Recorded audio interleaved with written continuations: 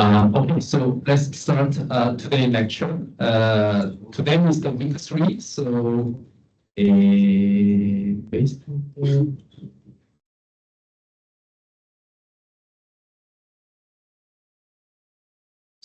based on the teaching plan, this week is about the linear regression and the simultaneous equation models. And then next week, assignment 1 will be released, so I will introduce it again next week. Okay. So let's talk about the linear regression more. So review, the last lecture, we discussed about the overview of the linear models and assumption of the linear regression model, regression parameters, especially for the estimator, the OMS estimator, and MLS estimator, and then how to we delete the outliers in our data, and then how we play with the ordinal variables, and so on. Okay, continue with this contents. Today, we will talking about the regression model, especially in terms of the goodness of fit measure. And then another issue, multi-collinearity in the regression, and the regression model, building strategies, and then elasticity, and then Tobin model, and the box constructs, the transformation in the regression model, and the simultaneous equation models. Okay. So, so far, last lecture, you learned about how to build a model formulation in regression analysis, and then how to estimate the beta in the model from your data. Okay, so here, and then the next topic is about the goodness of fit. So what is the goodness of fit? Briefly, it means that how much your estimation results will explain your data. Okay, so maybe I can how much your result. The result means that the estimation results will explain your data. Okay, so that is the goodness of fit, the definition of the goodness of fit. So it can, the purpose could be the comparing results across studies and compare the competing models in one study, even the assess uncertainty in the phenomenon, and so on, blah, blah, blah. So what is the most famous one, the R-squared? Maybe I can imagine you heard about it before. And then was the adjusted R-squared. So especially in academic journals, this one is the most common, adjusted R-squared. So we can imagine we have an R-squared, but we also have the adjusted R-squared. Adjusted means that something adjusted. So it means that there is some problem in R-squared. So we need to adjust it, the value. Okay. And then the minor one, but the still general thing is a generalized F-test. Okay, so let's do one by one. So before we start, from the lecture in last week, you learned about the yi and yi hat, right? So yi is just the observed value. Let's assume your y is the what else? Your income. Okay. So let's assume you talking about the income. Then y means that just you observe the value from the data. But y hat means that estimated income. It means that beta 0 plus beta 1 x1, right?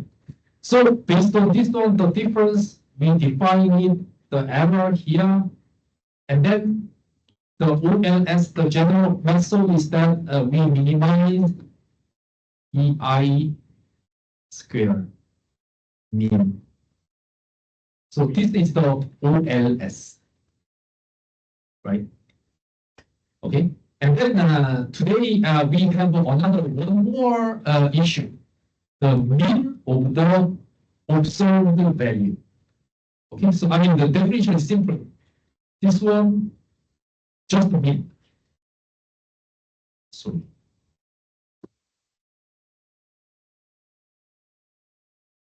Divided by n. Just a mean value. So based on these three values, we will talking about the three another index in the regression model. Okay. So here, the concept is the SST. So sum of square for the total. Okay.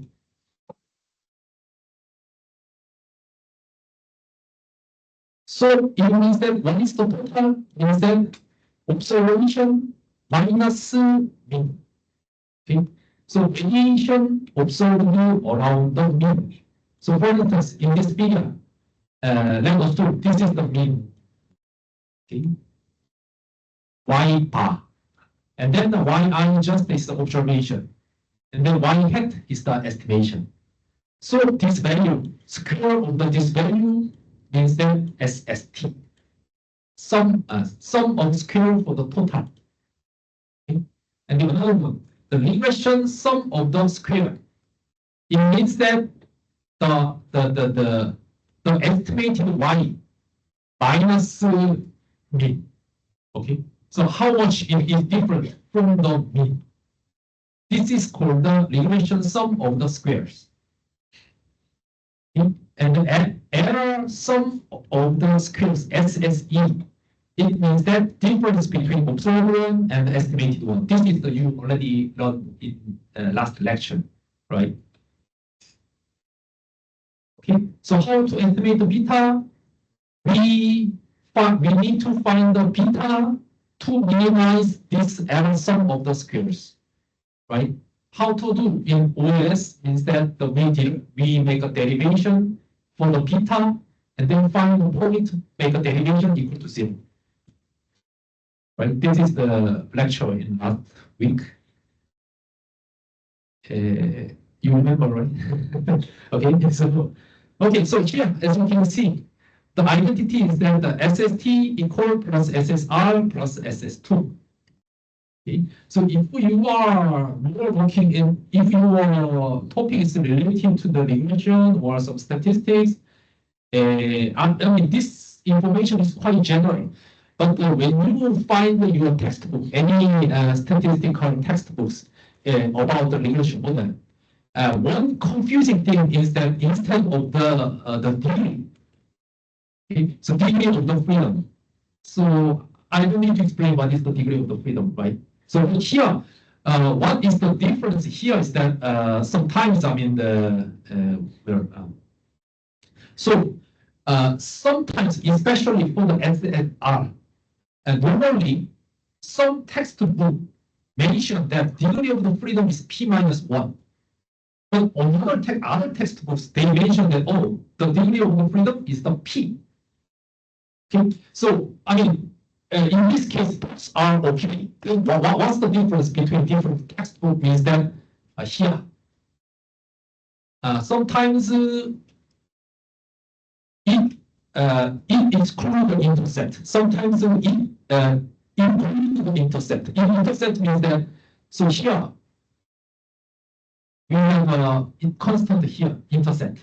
And then plus sigma beta k xk, right? This is the general regression structure.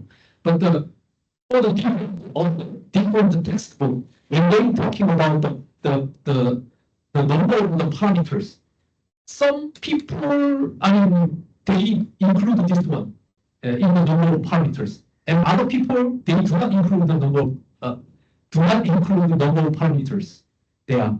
So in this case, if we exclude the intercept, the degree of the freedom is p minus 1. But if we include the intercept in the number of parameters, then it is p. Okay, so when you read the textbook in terms of the relation, it should be the careful point. Okay, only difference here. So exclude the intercept in the number of parameters or not. So in my perspective, I prefer to include in the degree of the freedom, but most of the common literature they exclude. So I don't know why. Maybe it's they are traditional, some pattern or some, I don't know. But my point is that in this case, it's okay. Okay. So here, and then based on this concept, we have a mean square concept of the mean square. Mean square means that mean of the square. Okay. So what is the mean here? Is that square is the square value divided by degree of the freedom. Okay.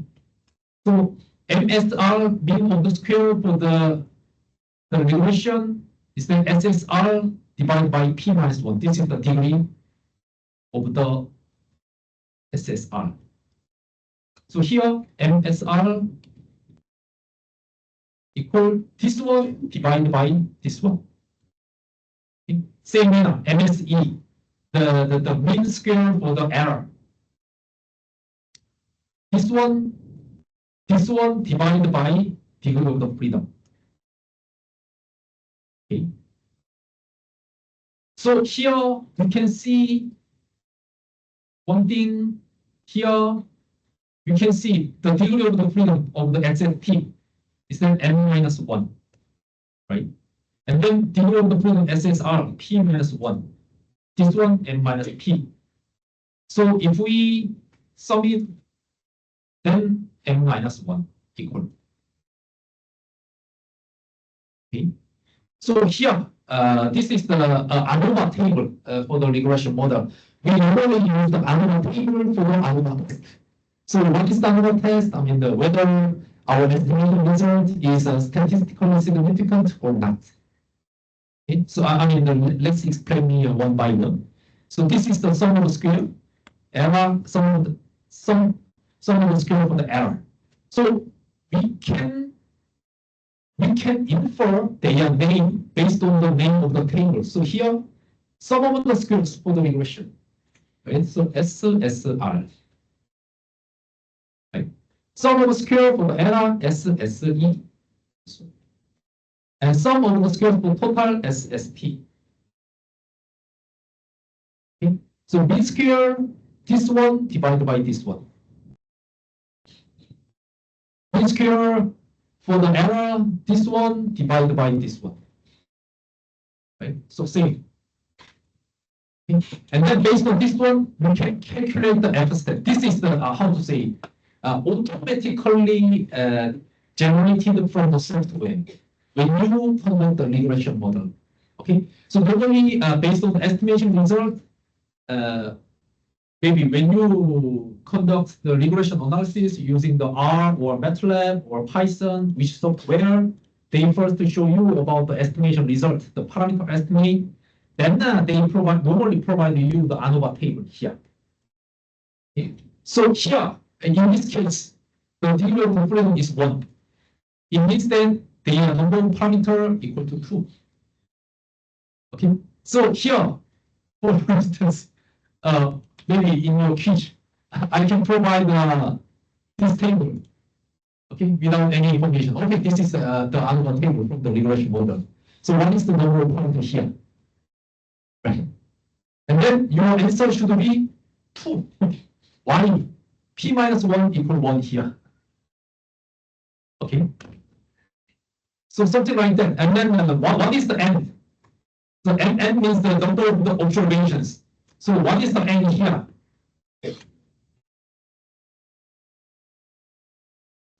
This is the n minus 1. Right? So n equal 150. This is the answer. Okay, it's very easy, right? So But anyway, okay, so based on this one, maybe this table do not include the SSR, SSE. Sorry, here. SSR, SSE, SST here. So you can see this value, the mean square, this value, this one, divided by this one. Right? This value, this one, divided by this one. Okay? Then what is the F stat here? This one divided by this one. Then based on this one, we can conduct the F stat. Okay, we compare this value, whether it is larger or smaller than F stat. This is the process, the F test in our table. Okay, so and then next issue, the R square. So R square is very famous, so maybe you already familiar with it. So basically, what was the basic idea of R square is that 1 minus SST, SSE. Okay, they consider the ratio between SSE and the SST. So why? So let's return this figure.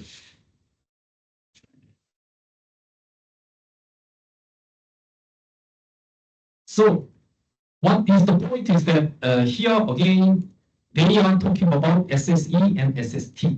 Okay, so here maybe this one is much better.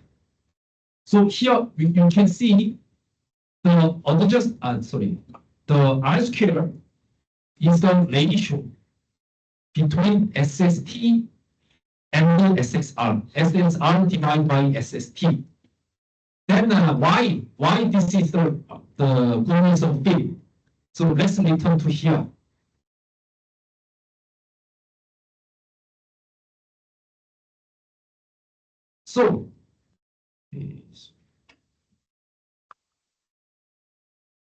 So SST itself, this is the variation of the observations around the mean.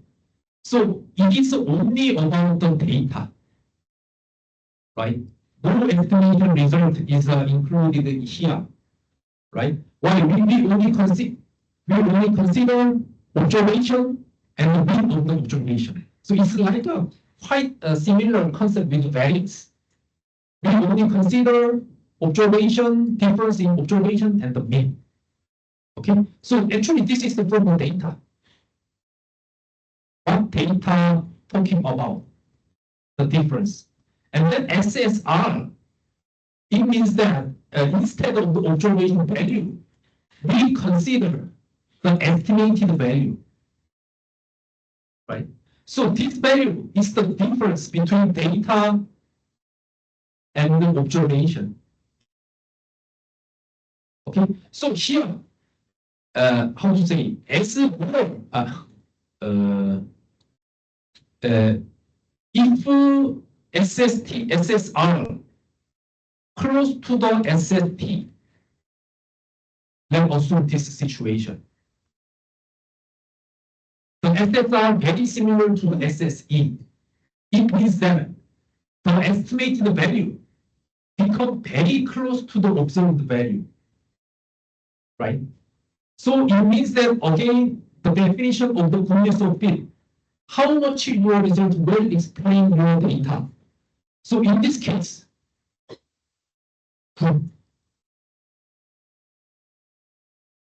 right?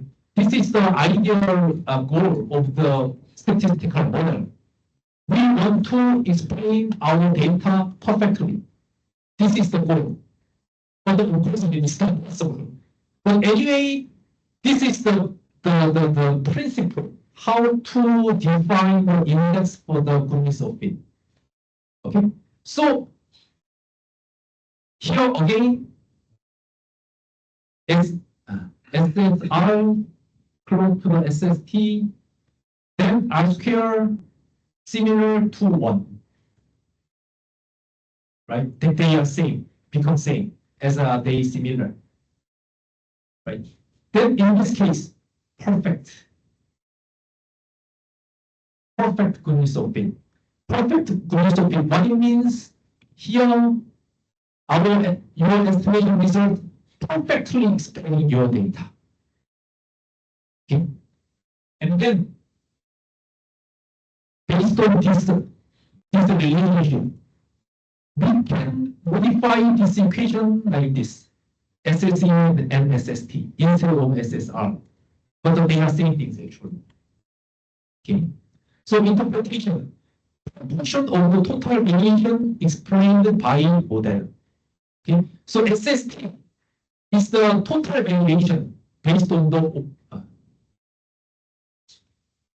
so again, SST by the definition, this is the total variation provided by data, pure data.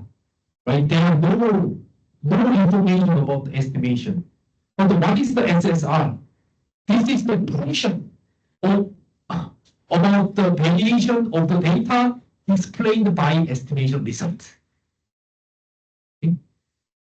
So here. Okay? So again, based on definition, R squared equal to 1, perfect fit. The SSR exactly same with the SST. It means that our estimated y hat, in this case, for everything, for every y, every observation, for all I means the observation. Okay? But modeling, statistical modeling is not possible. Okay, because the data is very, yeah, there are many unexplained factors there, so it's not possible to explain our data perfectly using econometric model, statistical model, evolutionary model. It's not possible so far. Okay. And then instead, if R squared is the 0, that means that the model is nothing. Okay. R squared means that 0 means that they are all the observation value close to their mean. So actually, it means that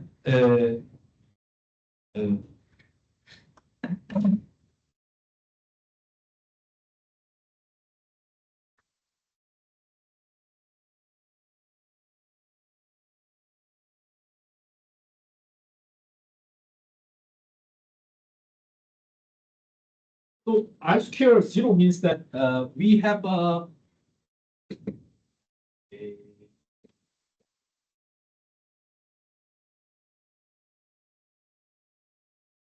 but here, this is the y, observation y. This is the y hat. But if our estimation result y hat equal to the y bar for all I, it means that only error there. So nothing. The estimation parameter nothing, just error. So model itself is nothing. Error is just random, right? So this one means that your model was not meaning anything. You just do random error value. So model itself is not valid. So in this manner,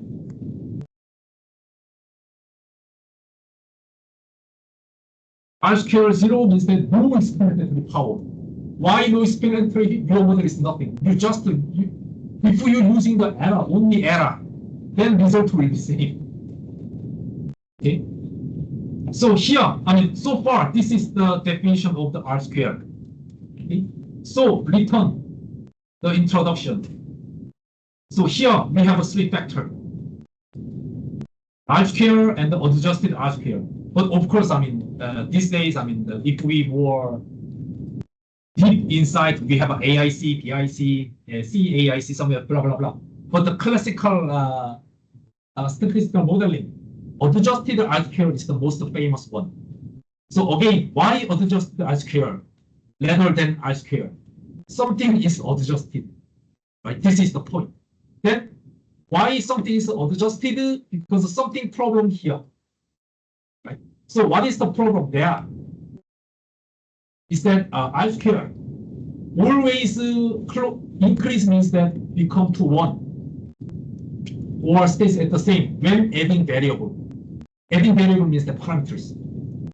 If we use the more and more data, then model fit is increasing. So for instance, y equal beta 0, beta 1, x1 plus epsilon. Let's assume for the x and y, they have very strong relationship. So in this case, let's just assume 0.2. Okay. Then your data, maybe if you use the big data or some passively collected data, maybe there are so many information there. You can use the many more variables. But in this case, I can add one more.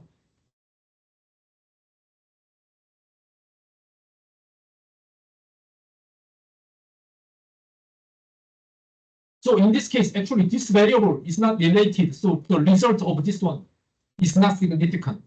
So nothing, actually. But based on the definition, R square become better. Even though the model itself does not have any additional predictive ability, because this variable is not related to the y. But here, by the definition, the R square become increasing. So this is the very problematic. Why? Because in this way, then researchers, we may prefer more and more variable. More and more variable is the better model. But this is not true. So in this case,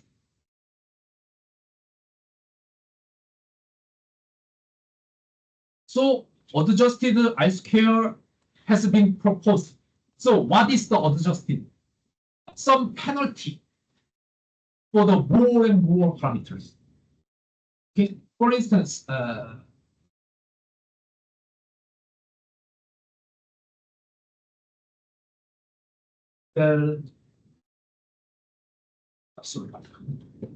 so let's assume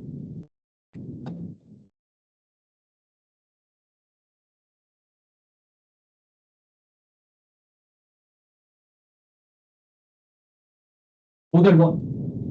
We just do a regression model. And then R, there were 2 parameters. And then I square 0.2. And then model 2.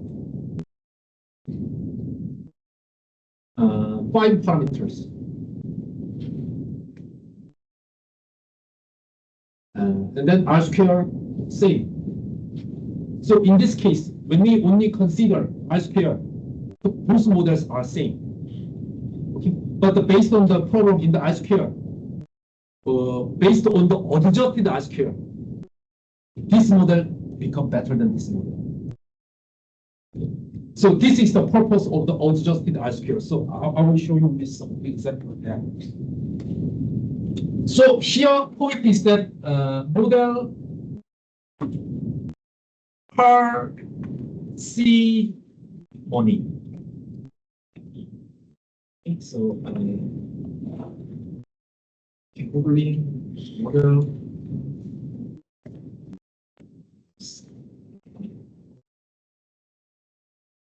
So the principle of the model parsimony. But anyway, so we called it model parsimony. So sometimes it is called the parsimonious model. It means that with the same predictive ability, we prefer lower parameter model. Okay? Make more and more parameter means that more and more computational burden in your software or by your hand. I mean, more and more computational burden, and then your parameter estimate become unstable. Okay? So in this case, there are some penalty. You can see there. So others are saying R square, but we have some penalty about here. Okay. So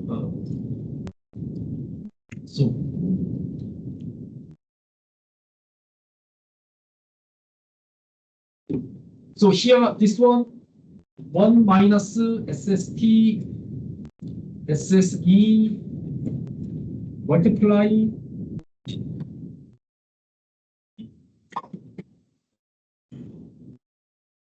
n minus p n minus 1. So we can see here p increasing.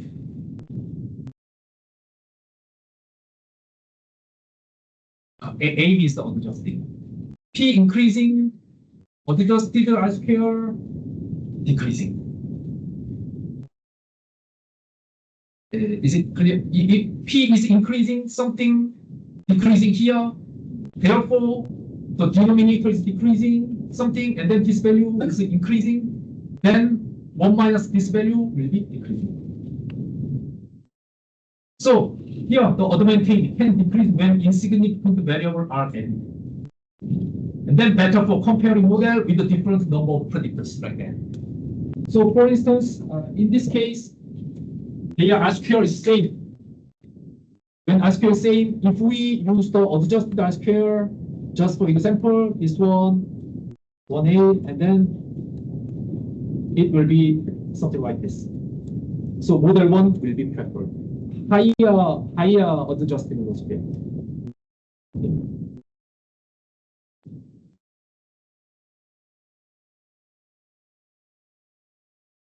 Okay, so the guidelines, so how to interpret R square and adjusted R square, comparable, not absolute. Not absolute means that, for instance, R square or adjusted R square, anything 0.5, it does not tell anything. I mean, the value itself, it does not tell anything.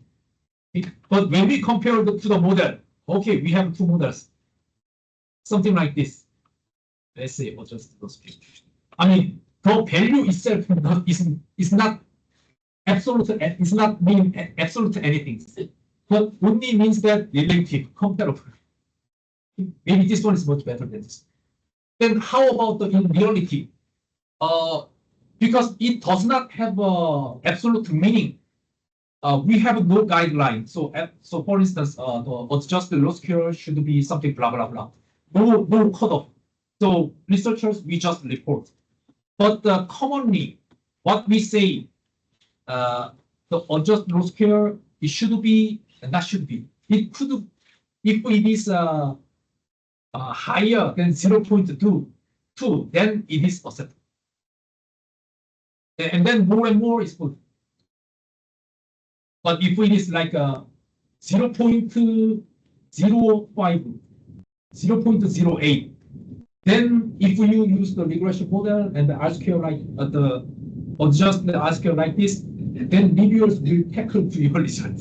Oh, your model is not much significant. Your model does not explain well about your data. So you need some advanced model, nonlinear modeling, or some other statistical method. Okay, so again, the absolute value are misleading. High R square in a low variance phenomenon may add a little insight. So anyway, I mean, this value itself does not anything. Okay. So just a relative concept.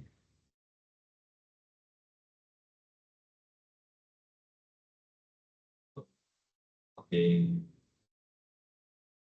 So still, but the R square and just R square, this is very common.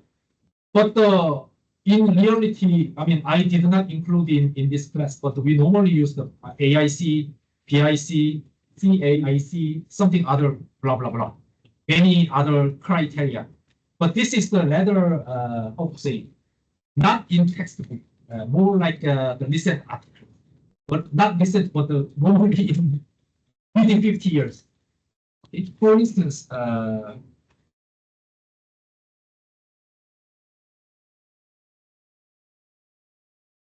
PIC, just for example, is the Bayesian information criteria.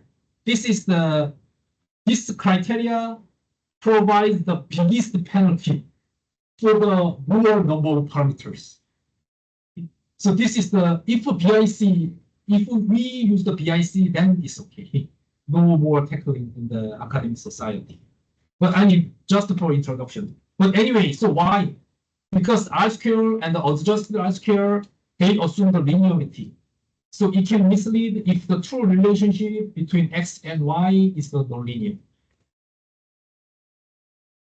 So, and then both of them should be have a value between 0 and 1. This is quite general. And then another method is the generalized F-test. F-test, maybe you know about this F-test. And then proposes that compare between two different models. If a null model is significantly better than the reduced model, reduced or any other model. Okay? So full model, they have more predictors and maybe five parameters and so on. Reduced model, fewer parameters and something blah blah blah. So SSE and for the R is always SSE for the F. And then hypothesis and all additional beta k equal to 0 and then at least 1. So beta 1, beta 2, beta 3. This is the null full model. But also we can check how many parameters we need. Actually, there are no answer. So in the regression model, I have a data. How many beta I need to use? No one knows. It's the researchers. It should be the researcher's decision. Then you can. So in my experience, actually, it's the matter of the trial and error. We can just trial. We can just estimate the separate models with the different variables. And then we need to find the best model. Best model means that model fit is important, but also interpretation is more important, in my perspective.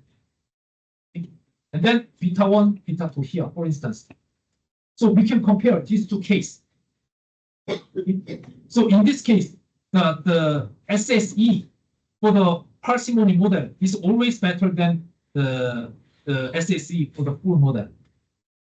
Then we assume additional parameter beta 3 equal to 0. It means that we don't need to this additional parameter. So we only can use the reduced model. And then H1 is the beta 3 is not 0. Something like that.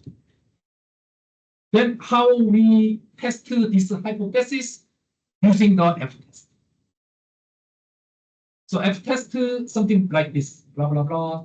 And then F value 1 minus alpha, the degree of the freedom for the reduced model, minus degree of freedom for the full model, and the degree of freedom of the full model. Okay. So for the F distribution, I will not explain the detail. It's a master level or natural level.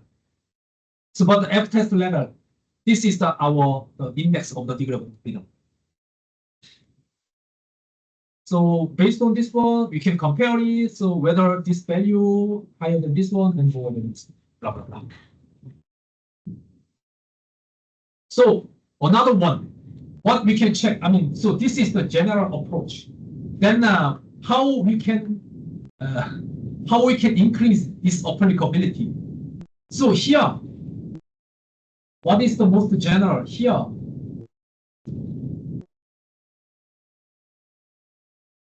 This is the full model, beta 1, beta 2, beta 3. Then reduced model, it can be 0, right? Just error. It is also possible, right? This is the most common way what we do based on the ANOVA table. So it means that our estimated parameters, our estimated model is statistically significant or not, compared to nothing model. Right? No beta there, just epsilon. Okay, so it means that, right, by definition, sorry, high school. Okay, so this is actually more common here. So in the ANOVA table,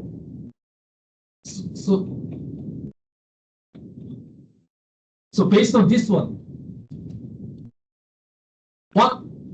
what is the F-test here?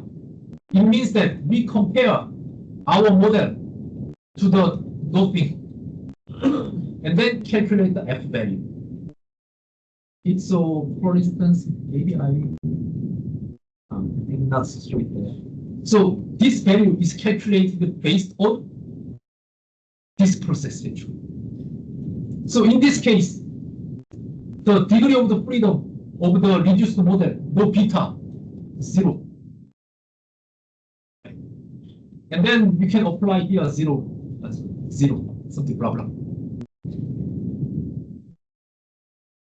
So this is about the goodness of fit of the model. So any questions so far?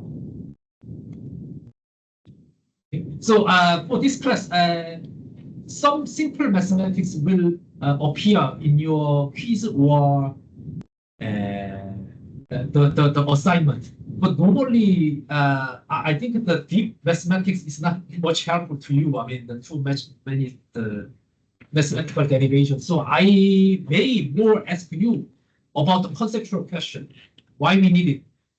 For instance, today, what I can ask you, what is the range of the R square? What is the minimum value and what is the maximum value? Right. And then for instance, okay, I can give you R square model 1. R square is the 0.2. Number of parameter 5. Model 2. R square 0.2. Same. Number of parameter 3. So in terms of the adjusted R square, which model has a higher adjusted R square? Definitely this one. Right. It's just a simple application. Okay, so and then let's take a 10-minute break, then I will continue. Okay.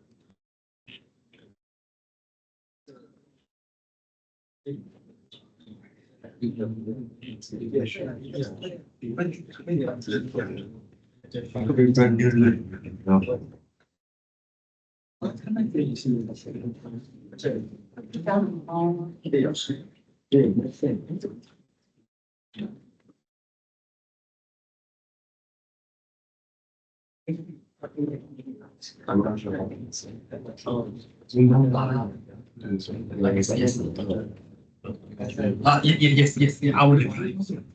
And for the quiz, it's okay, but we should ask for the quiz 1 is okay. I can arrange it.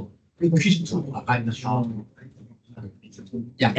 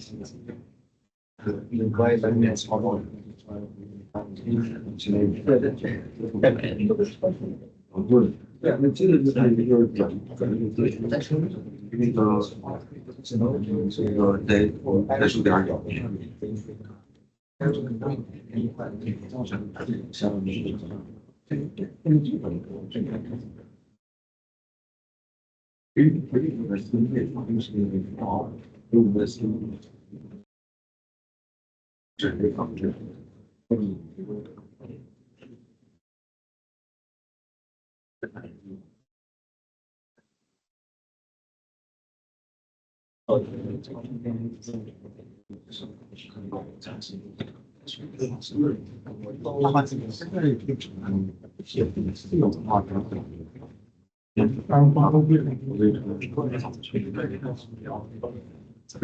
应该有接电话，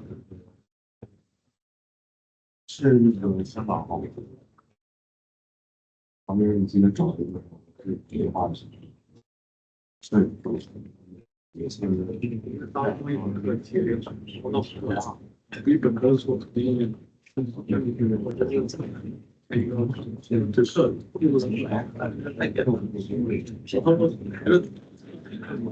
所以觉得感觉还来。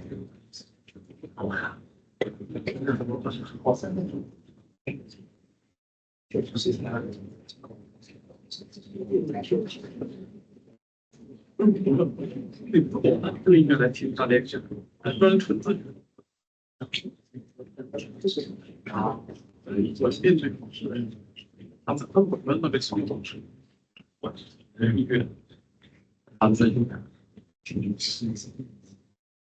这点可能如果两个人是，是大家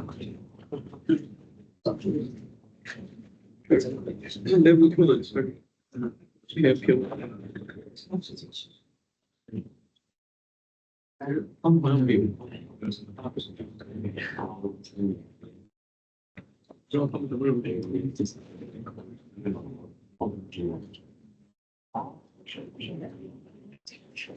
我只是刚刚，因为这个平日里我们基本这两个就把两个每个出来。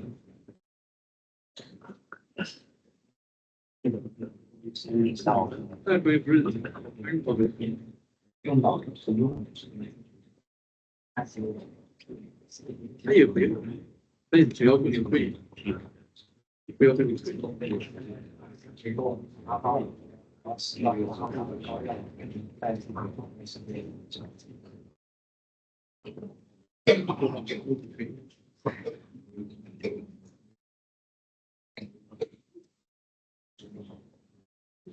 的，前我确实对，非常爽。一笔和一样，软件是给你放什么东西？我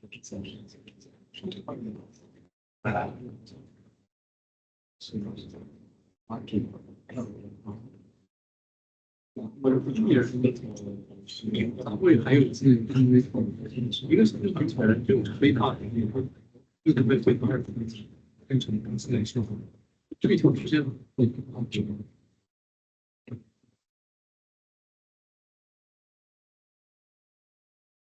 也是不学的，都会发现公司的批评。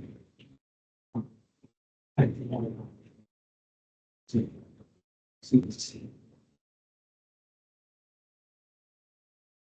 这个真的一个非常变的那个换了就是那种新组织，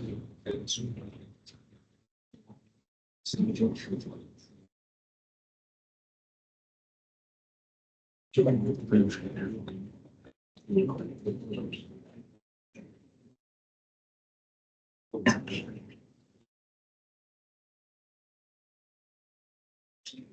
把这上两个水平，再不就是上场要把这个身体。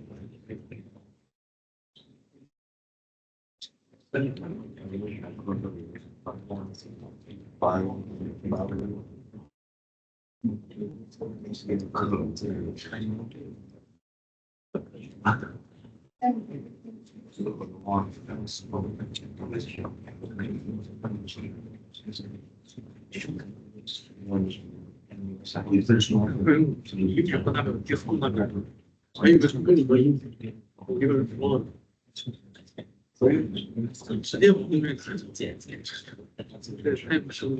这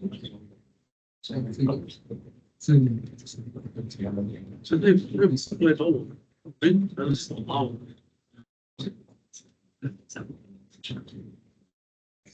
我就觉得你为什么是老师的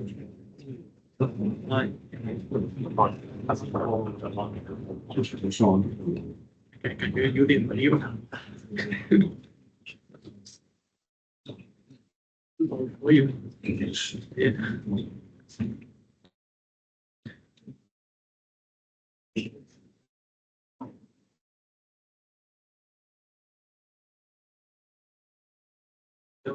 非常全才，全体育关键，也不要看，哪也不是，这个特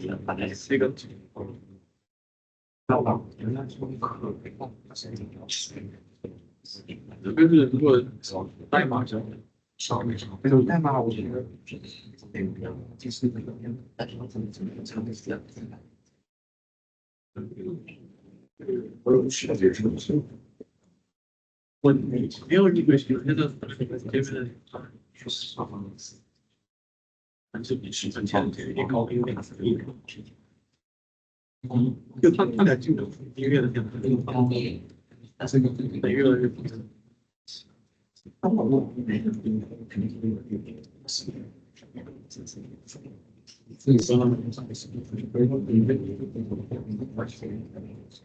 但是给出来的味道还是感觉正常。我他可以讲讲，能给到好的给给。这个是其实可以看，还是提高效率，真的是是。哎，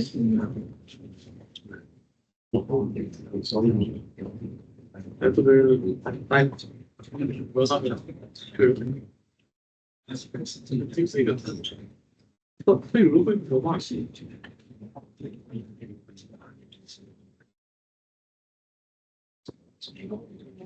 还有呢，是他们的一个小的，其他的都比概率是在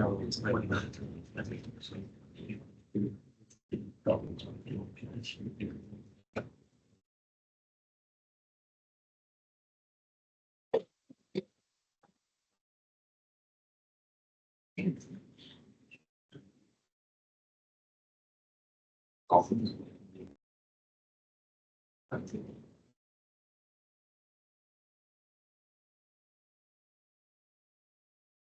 好，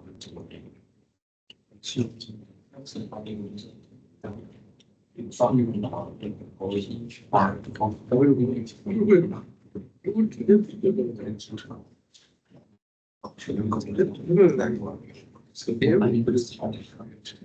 我已经这个是他们关系到的，票这些他们应该出场。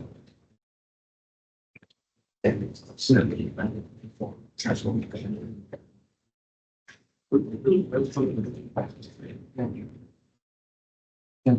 平均到这里来说，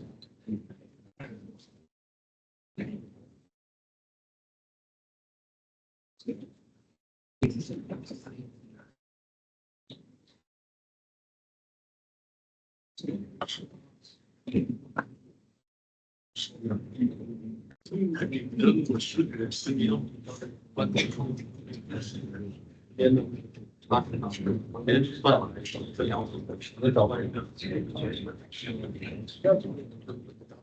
我觉得相关这种的。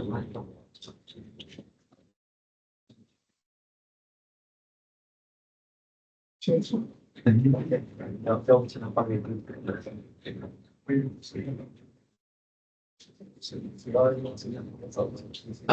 So let's start the second session. So second session is about the OT core linearity. Okay, so this is actually based on the assumption of the linear regression model. So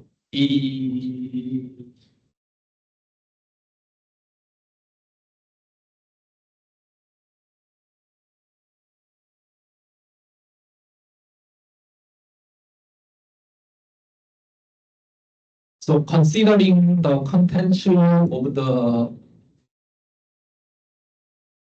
yesterday, beta 0, beta 1 is 1, beta 2 is plus epsilon there.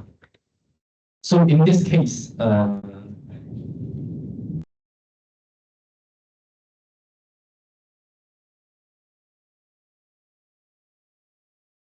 is it okay or not? Why observation and dependent variable and independent variable, they should be correlated or independent? Correlated or correlated? Independent? The one? Yeah, should be correlated. Independent, then beta is 0, nothing. Okay, then how about them? Correlated or independent? Independent, right? So otherwise the linear relationship is not valid. then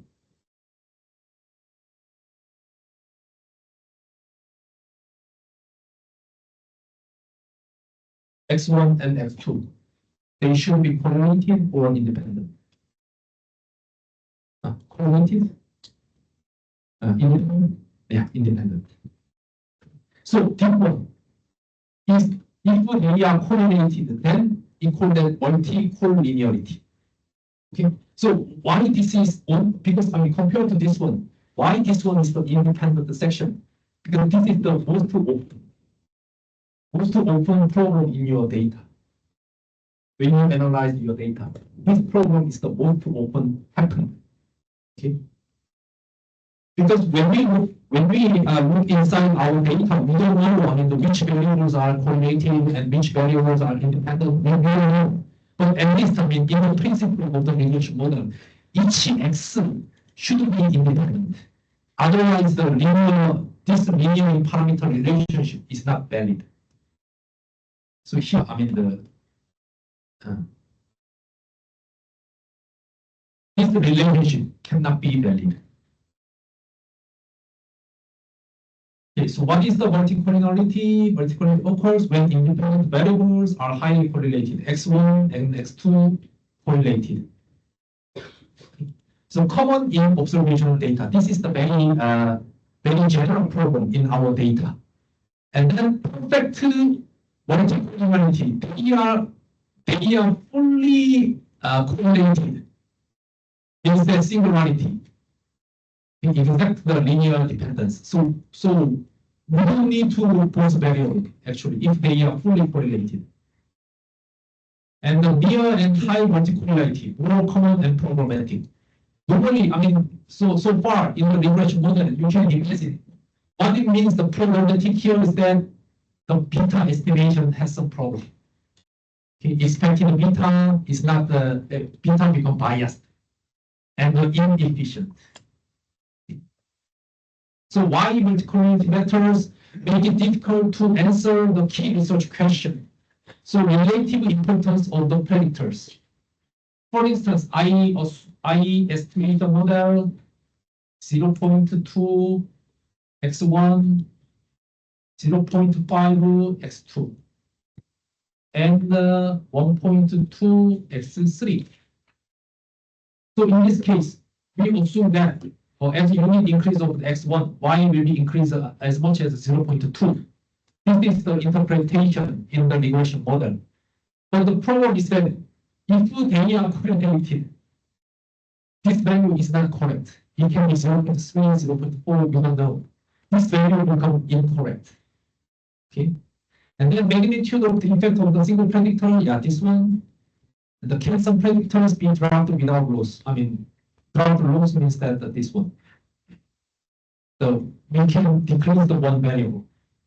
And then should omitted variables be included and so on. So it can arise from the correlation between predictors, x1, x2 correlating, and correlation with omitted variables related to the response. And this one is a little bit more difficult problem. So for instance, what to do an example?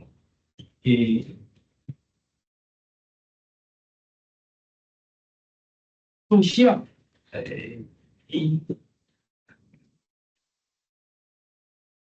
so x1, x1 income, just for example, x2 education level. So in this case, we assume they can be correlated, right? Why? Because normally education level is higher, then their salary is likely to, I mean, not absolutely should be higher, but likely to be higher. So in this case, I mean, the income and education level, if we have this variable in our data, and then we assume maybe we should check the multicollinearity issue to estimate the regression model. Why? These two concepts can be correlated in reality. But here, what else? Income. education, and Can X1 and X2 be like income for person 1 and income for person 2? no, X1 is the for the individual value already. So Okay. yeah, in your data, observation individual 1, individual 2. So your income, So one equation for one individual. yes, individual 1, individual 2, individual 3. And then this is the obligate value. Okay. And then, for instance, I do not have an example right now, but sometimes, I mean, X1, X2, it looks independent, so it's okay. But sometimes it makes a problem. Why? Because we need the variable. So in data, we don't have it. But this variable may be related to the X3, omitted, unobserved. Observed. And also this one, it can be correlated with the unobserved concept. So in this case, even though they looks, I mean, the concept itself, their variables are not like correlated, they can be calculated. Okay, so I don't have a clear example for this one now, but this concept is about this. I mean, it looks like X1, X2 things independent, but by the omitted variable, it can be correlated. Okay, so it's a little bit more difficult concept. And then high standard of error of the estimated coefficient for polynomial variable. So here, if X1, X2 is correlated, what is the problem?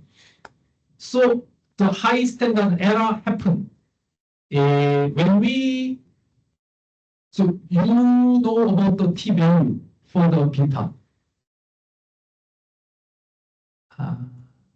Right, so maybe I explained it yesterday, last week.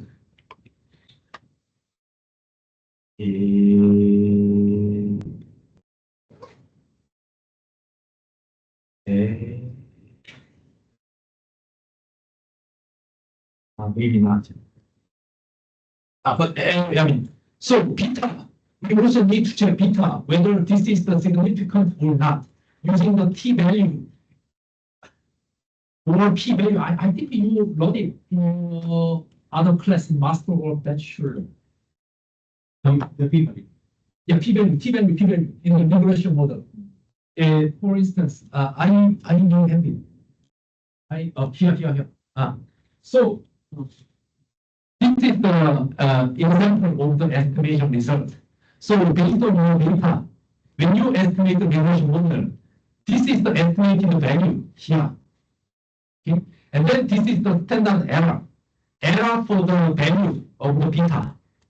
And then we normally use the t value or p value to check whether this estimated value is statistically significant or not. Statistically significant means that H0, beta k equal 0. H1, beta k is not equal to 0. How? P value 95% level. P value should be lower than 0.05. And then t value, absolute t value, should be 1.96. Right. But here, in this case, if X1 and X2 are correlated, the t value or p value for the beta 1 and beta 2 become insignificant. For instance, p value, let's say about the p value. For the p value, lower p value is better. So 95% level, it should be 0.05. But if X1 and X2 is correlated, beta 1 and beta 2, their p value can be higher.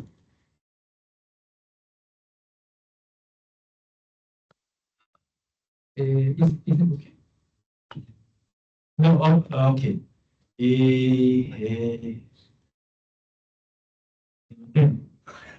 So let's see.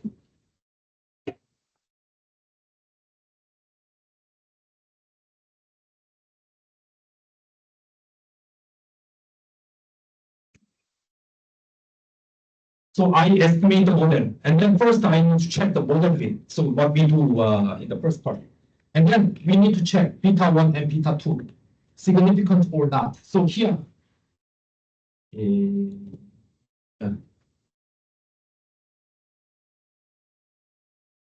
x1, x2. So this is the estimated beta,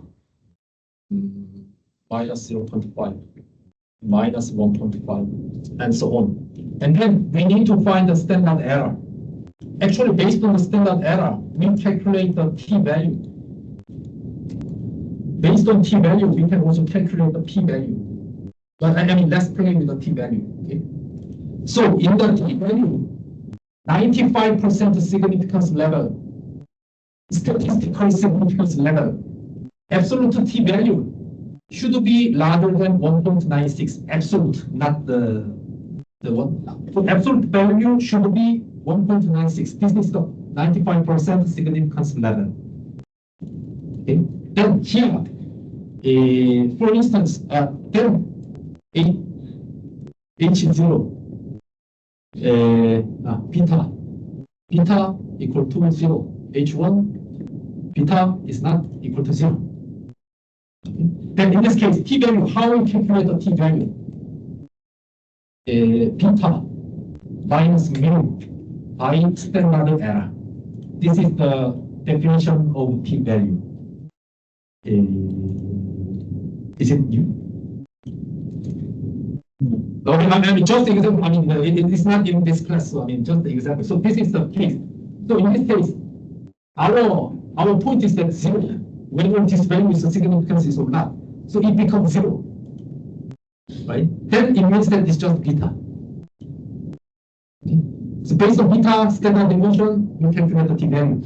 And then if the t-value, okay, so in this case, minus 2.34, just for example. So is it statistically, so in this t-value, this value statistically significant or not?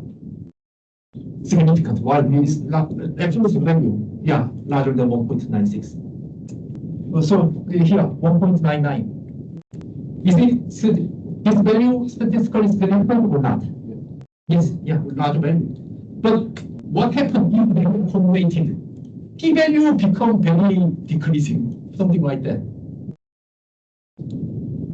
Something like that. It can be why the standard error become higher. Standard error become higher means that t-value will be lower. Then the beta become insignificant. Insignificant, what it means is that they statistically equal to 0. Okay. So this is the point about this. Okay. And then the counter sign, I mean the beta from there minus 1.45. This was the original meaning, but I mean it can be changed to 1.57 or blah blah blah. And then the standard interpretation phase. I mean something model result interpretation has some problem when x1 and x2 are correlated. This is the point. Okay. So limitations of the multi-collinearity do not affect the best near fit to the data, but the predictions also mean it does not affect. But it affects the precision of the individual coefficient estimate, and its extrapolation outside joint distribution, something blah blah blah. Anyway, there is some problem in the interpretation. This is the result. But the problem is caused by multi-collinearity. So what is the conclusion? X1, X2 should be independent. Okay, not correlated. Okay. So just for question for your quiz or something. Okay, so just simple. So here, this is my regression. So I want to check multi-collinearity. So normally the the easiest one is that we can just draw plot. This is the x1. This is the x2. Okay. So I have my data and then just plot it. Plot their observation.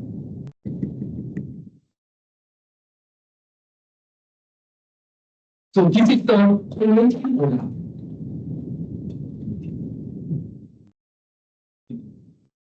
So correlated, independent, correlated, right? So what is the independent? Means that they should have for example, it has a linear relationship. Relationship means that the correlated or correlated, right? But the way show the figure, this one. Random. This is the independent. Okay, randomness. Okay, so in this case, we can only when they have this shape, we can use them in the regression model. Okay.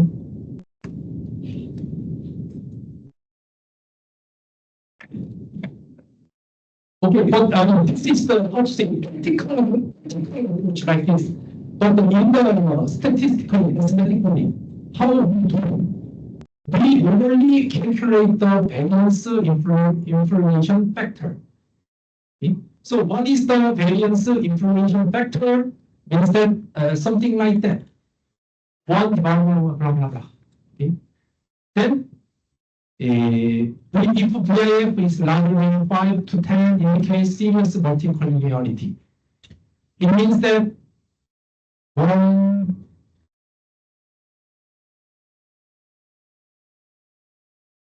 it means that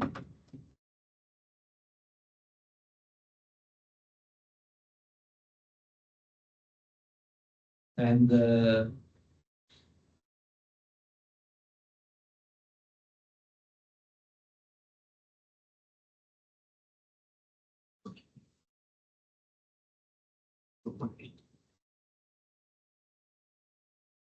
or something. Is it?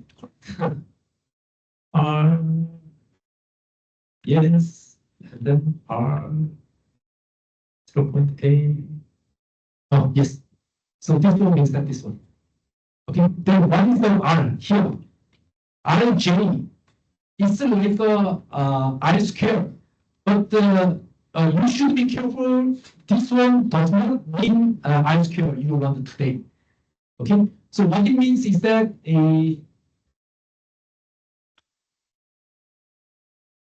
so here.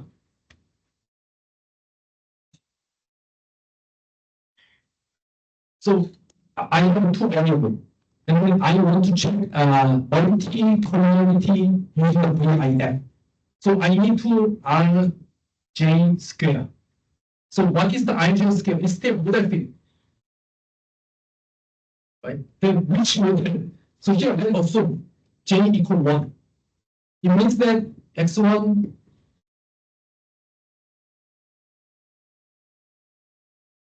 such model. We estimate the model, kick off the y, and then only for the x1 and x2, and then estimate the model again. And then in this case, we have some I square, right? For the j equal 1. This is the Ij. So in this case, based on this value, we can calculate the VIF. Something like that. So this is the concept of the Rj square. J can be x1 or j can be x2, whatever. So for the here, the text means that so pick one variable as a dependent variable y. Okay, and then we replace it for all other independent variables. So xj equal beta 0 plus beta 1, beta x, other variables, blah blah blah, plus epsilon. Then they model have the R square. So this is the R square, Rj square. Okay. So based on this one, if we need to solve, and then the VIF will be higher, then it can have some problem. Okay. And then multiple linear modules, x2, we have x2, and then we generate first x2, and then estimate the model again. Just found numerical model, something blah blah blah. And do nothing. Common in practice. Accumulate limitation and avoid overfitting individual coefficient. So I mean, in the data, I mean, if your data is small, it's okay. But if your data is too big and we have many attributes, then actually it's not possible to check the overall multicollinearity. We cannot check everything. So in this case, sometimes we just report the result and then document the limitations as a future research or something like that. If the multicollinearity is not much serious. But if it is too serious, then your estimation result will not be good. Then you need to find the other specification. Okay. And then, so I mean, so we can see so far. I mean, okay, I understand the multicollinearity is the important issue, but the method I teach today is very time consuming, right? So I try to just test the IJ. I need to estimate another model. But in this case, we only consider a single case. But if you have too many attributes, then you should estimate the xj for everything, every attributes. So it can be 5 times, 10 times, 15 times, whatever. So it becomes very complex, right? And also do nothing. I mean, if your result is okay, it's okay. But sometimes if you do not do anything, many betas become insignificant, equal to 0, statistically. So actually it's not good. Then what we can do? Advanced regression model. Okay. One thing is about the rich regression. Okay. I do not include more detail about the rich regression, but if your PhD work is about the data with many variables, then in terms of the multicollinearity issue, you can think about this approach. So, I mean, this is also very famous approach in the statistics. So here, something right there, and then they also talking about the beta, the stable, how to do, and then the estimate method. I mean, how to re-estimate the stable and the efficient parameters and blah blah blah, something blah blah blah. Okay, so I did not include the detail of this one. But if your PhD work related, then you need to study, find it, and then study more. So, and in any textbook about the statistics, it includes about the rich regression model. So what is the benefit there? It can produce bias, but a more stable and efficient estimate. So maybe I will explain later, but you already learned about it. What it means the stable. Expected beta mean is unbiased. What is the efficient? Expected variance.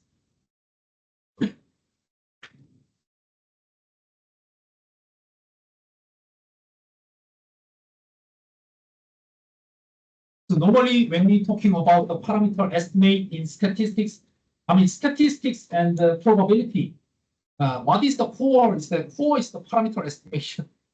Which part? I mean, modeling is not difficult, but more difficult is that so which beta you can use. Like modeling, we just mathematically solving, but in reality, more important for the broad applicability. So how we can believe this beta? This beta we can use it in reality or not? So in this case, two concepts always. I mean, it will appear again and again. Stable or robust, or efficient. So in this terminology, what you can imagine of stable, robust means that the expected value of parameter is unbiased. And then efficient means that the expected values of the parameter is the unbiased. Then control variables in this blah blah blah. Okay, then next one. What could we do? So when I have a data, so I need to analyze the regression model. Then in reality, what I can do. So this is about the process. So overview the model building strategy. 3 frequently used strategy in the linear model: stepwise regression, and then best subset regression, and iteratively specified tree-based regression. So in any case, the goal is that to select the best model by balancing goodness of fit and the model simplicity. I cannot say always the better goodness of fit is always better, because we need to consider best means that interpretation.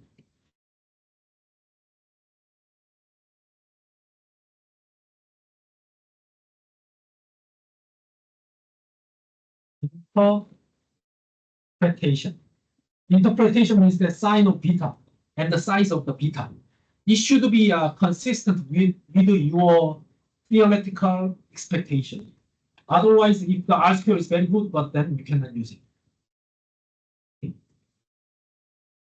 Okay, and then the common criteria: R-square you run, adjusted square you run, F test you run, and AIC, BIC, whatever. Okay.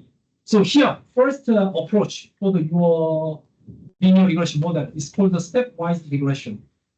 So the 2 main types, the backward stepwise, start with all variable and remove the least contributory variable at each step. So it's like a trial and error. So you first estimate the full model.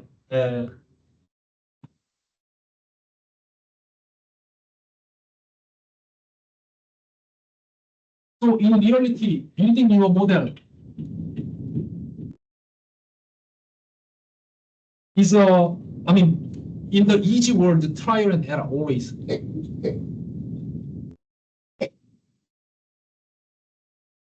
So it is a little bit time consuming, but let's assume your data, observation 1, observation 2, blah, blah, blah, observation n. Okay. And then you have a multiple attributes.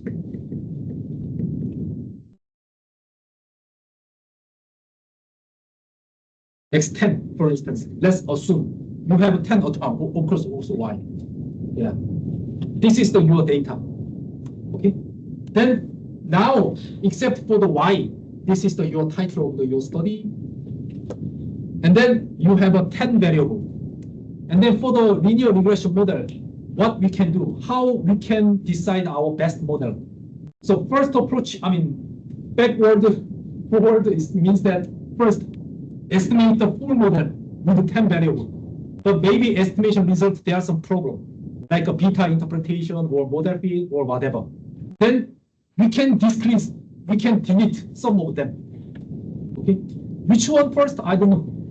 Maybe some problem with the beta is insignificant. Okay, and then 10 variable regression, we can decrease 1 by 1 or 2 by 1. It's actually trial and error. Okay, we can check it. And then remove the least contributory, means that beta not significant. Or if we delete the beta, the goodness of fit does not much change. Okay, in this way we can cut, and then we estimate the model variable 9, 8, 7, whatever. We check, and then we need to find which model is the best. Okay. And then the forward, the reverse. We start with a no variable. Okay. No variable, 1 variable maybe. 1 variable. And then start to find the one variable estimation, 2 variable estimation, 3 variable estimation, blah, blah, blah. Okay. So backward means that full attributes and then cut 1, 1, 1. And then forward stepwise and no model, and then add 1, 1, 1. Okay. But what is the answer? Actually, no answer. It depends on your data. So process iteratively add remove variable. So trial and error. So it's really consumes some time. If your paper is about the statistical estimation result, then you definitely should spend your time to find your best result. So again, what is the best result? Best result does not only mean about the better goodness of fit. The interpretation should be more important. Interpretation means that beta sign should be consistent with your theoretical expectation.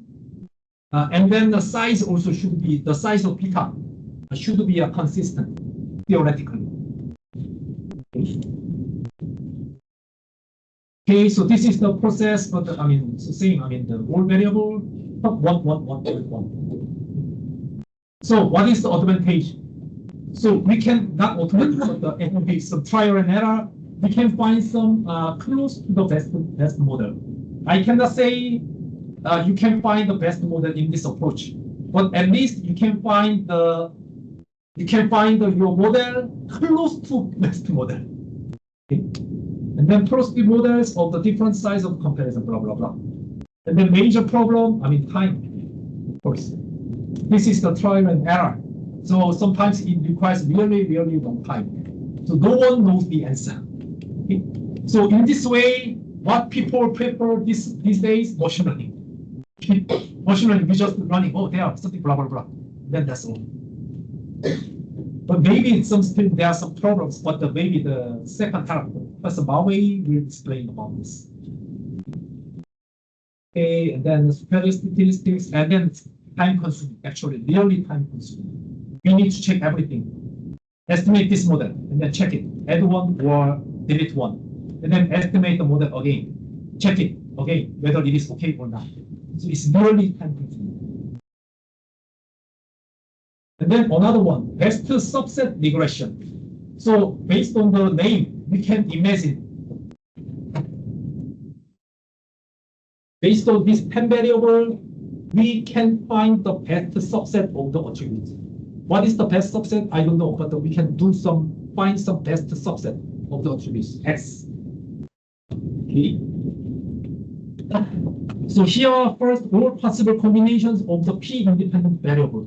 So now, in this example, we have 10. So we can think about it in the best subset. X1, include or not. X2, include or not. X3, include or not. Then the possible case is the 2 squared 10. Right? So, I don't remember. Maybe this one. I don't remember exactly, but so and then evaluate each subset using the goodness of fit. Identify the best model of each size. Okay? So we can imagine what is the problem, what is the limitation here. How we can compare more than 1,000 regression model. So if the number of the variable is 3,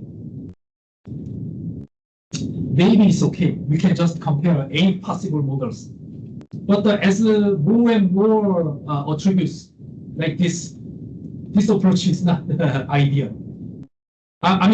Theoretically, this approach is okay. The best one. You can find the best option. But practically, it's crazy.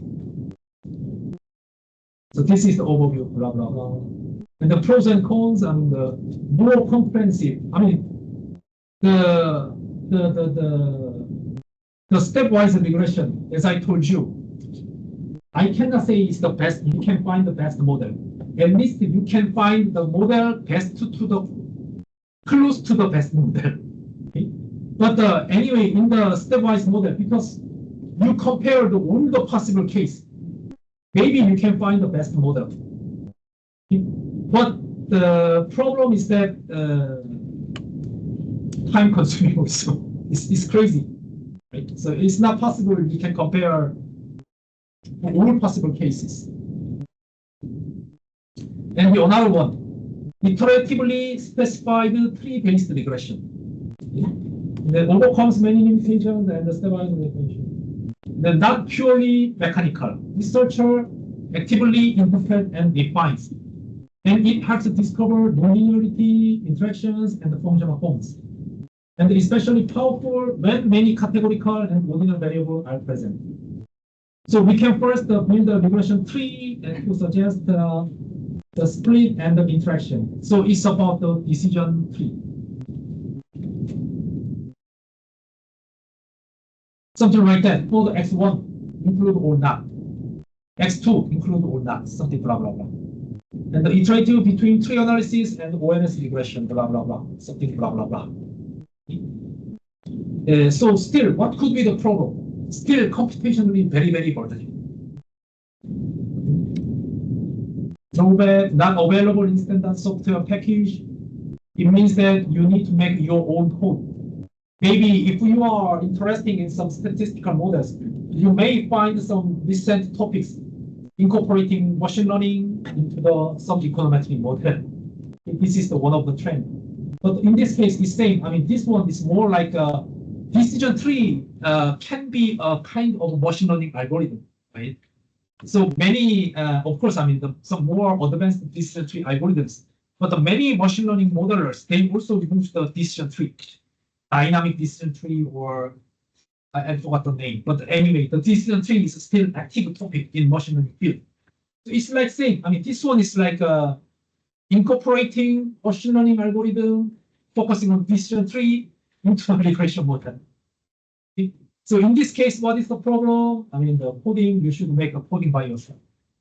So it's really also spends some time, even though it appeals to the academical practice. So this is the summary: stepwise regression, best of set regression, something blah blah blah. So best for the quick explanation and peace and moderation and something blah blah blah. So what is the purpose of this model? Find the best regression model in your data. But what is the limitation? Time consuming. Also, the high cost. Cost means that time also you need to effort to write your code and so on. So in practically, in reality, how we can do? We can find some acceptable model. No one knows it can be best or not. But at least the researchers, we believe this is close to the best model. Maybe the best, but I'm not sure if it's the best or not. Because we cannot test everything. So until now, this is the estimation of the beta. Okay, so wait until this. Okay, let's see. Oh, now we get the perfect model, best model.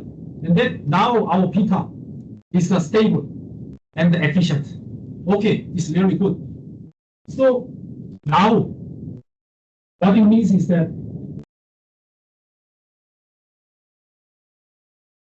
my beta here is actually the true value beta from the population in the world. So now I have a knowledge. My beta is perfect. Then, so what? What can I do? So in terms of the policy, we calculate the elasticity. So elasticity, the name itself means that the sensitivity, kind of sensitivity. Okay? So how? So core concept of the elasticity means that estimating the responsiveness of the dependent variable y to change in the independent variable x. So it means that when x is changed, how much change happened in the y? This is the elasticity. Okay? So y elasticity, regression beta gives the unit changes. And the elasticity standard to a percent change in the y per percent change in x. So 1% change happened there. And then how many percent change there? This is the elasticity. Okay? So for instance, vivid environment, ideal for the policy, transportation policy, economic, environment policy, some health policy, whatever, in terms of the policy. Okay? So for instance, I mean, this is the MTR fare. Okay? Let's assume MTR fare is decreasing, so decreasing sorry. If the MTR fare elasticity is minus 0.3, it means that if the MTR fare increasing 10%, it means that their demand will be decreasing 3%. So based on this information, they MTR calculate their revenue, number of people and the value, and then they can maximize their revenue.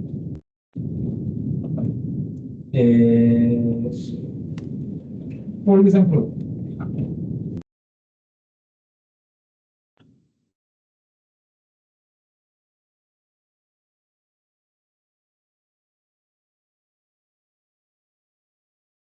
so let's assume fare MTR in Hong Kong.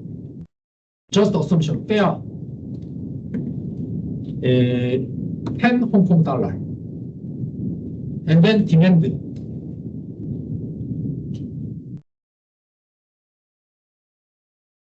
just assumption. I mean, maybe just assumption. 1,000 HK citizens. So this is the current situation. But in MTR in Hong Kong, maybe, I mean, this is general. They consider fare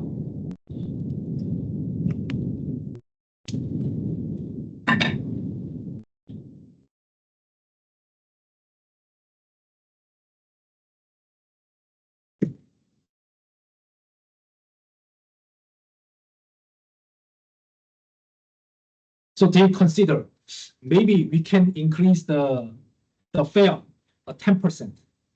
Then again, there we know based on the analysis regression model, we know fare elasticity minus 0.3, right? So it means that, so if we increase the fare 11 Hong Kong dollar, then they are demanded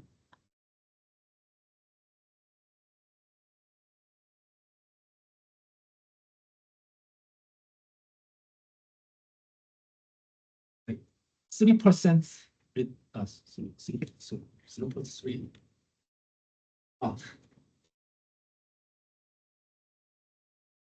Like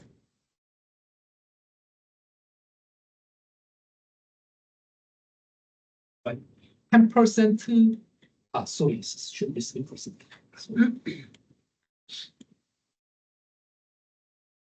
10% increasing, right? So fare 10 Hong Kong dollar to 11 Hong Kong dollar. It means that 1 Hong Kong dollar is increasing. It means that they increase 10% increasing in the fare. Okay. Since the elasticity is a 0.3 minus 0.3, we can apply 3% decreasing in the demand. Why? Okay. Then 3% decreasing, and then 970 Hong Kong citizens will take the MTR if they increase the 10% increase in MTR fare. So in this case, they should do or not? They do. So how we decide? So in this case, we need to consider benefit, money, MTR, revenue or benefit, money.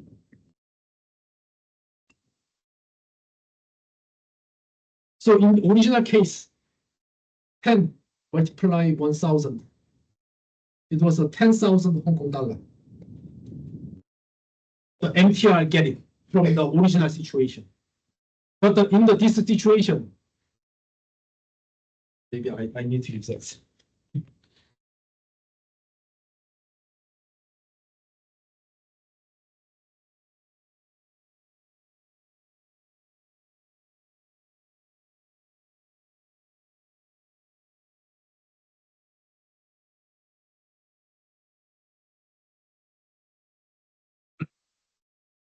So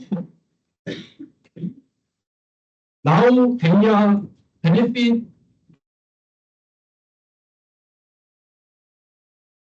right. So which one is more here?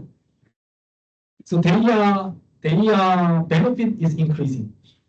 So in this case, MTR can make a policy decision that they need to increase the MTR fare $1 more. Then they can get more money. So this is the rule of the elasticity for the demand. So in this way, I mean, in reality, especially in economic field, urban economic field, they, based on the estimation results of the beta, they calculate the elasticity, and then they apply it into the policy problem. Whether fare should be increased or not, or whether travel time, how much travel time can be decreased to make more money or something like that. Okay. So then how to calculate elasticity? Definition, something like that here. So here, for example, Y demand X $.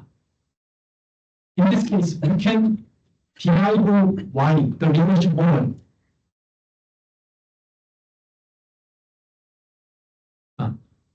We can make a derivation for the AR ratio. Okay. And then in this case, I mean, I will not ask you about the, mathematical derivation or something is to mathematics. But here, what you need to do, remember, is that if their absolute value is the number 1, this is the inelastic relationship between X and the Y. So if it is indeed 1, and we need elasticity, what it means that if 10% increase in X cause lower than 10% change in Y, in this case, inelastic. Okay. If they are saying 10% increasing, 10% change, then you need elastic. Same for the X and Y. Elastic, 10% increase in X cause more than 10% change in Y. It's the elastic. And the positive relationship means that increasing and increasing. Negative relationship, positive and 0.3 means that it's maybe too specific. Okay, so any questions so far? Maybe elasticity, maybe not much related to study, maybe, but anyway, so okay, let's take a quick break and then I will continue with another relation model called the total model. Okay.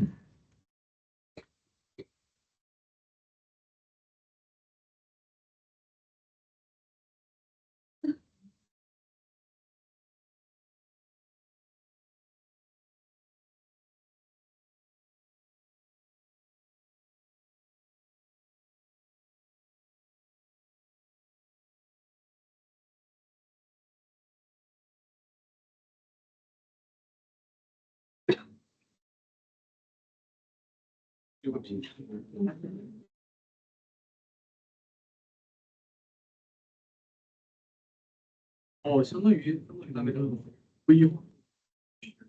量长，对的，它的量高。相对应该是个量这边是那个然后还要给他们一个支付来开始是吧？相当于一个好方式，按这个地方。就 SST 相当于是把这个方式这个指定但是也是正常去就不是但是还是单单是没有用还带不是比如说没有这种对 SST 它就是那个数据本身就是那个就跟你用什么就是那个没有什么关系那个数据本身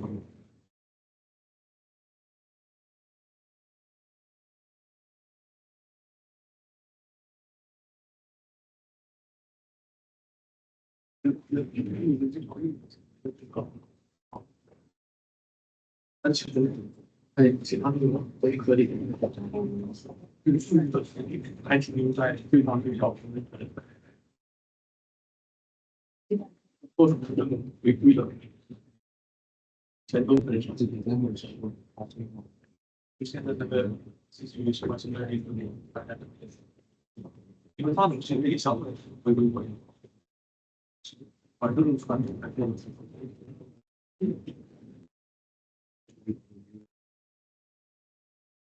如果以前怎么在上面参与大型重要的一个环境，不会红。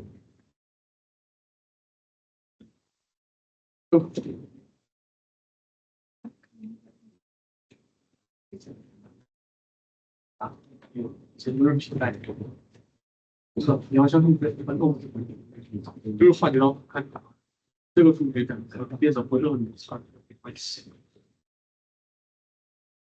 不是这个那个经济学习动物的，还有有人搞一些。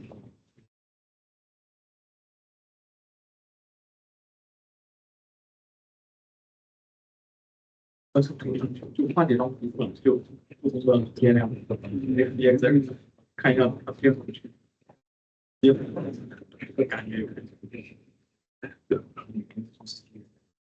就这样，有时候你们都这样干，嵌入到信息茧房，给它属于这种没有人来。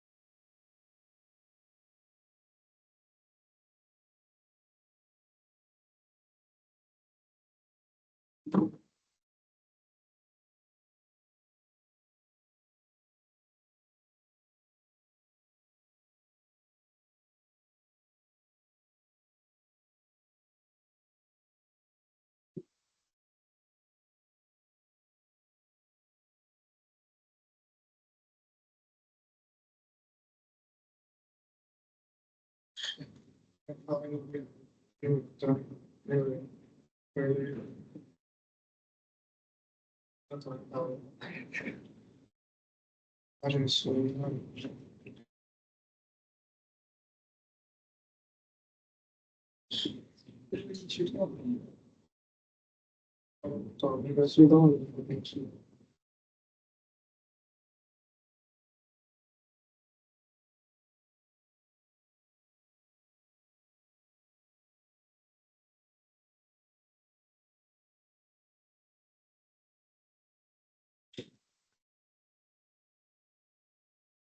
我找了，什么电池？哎，时间时间。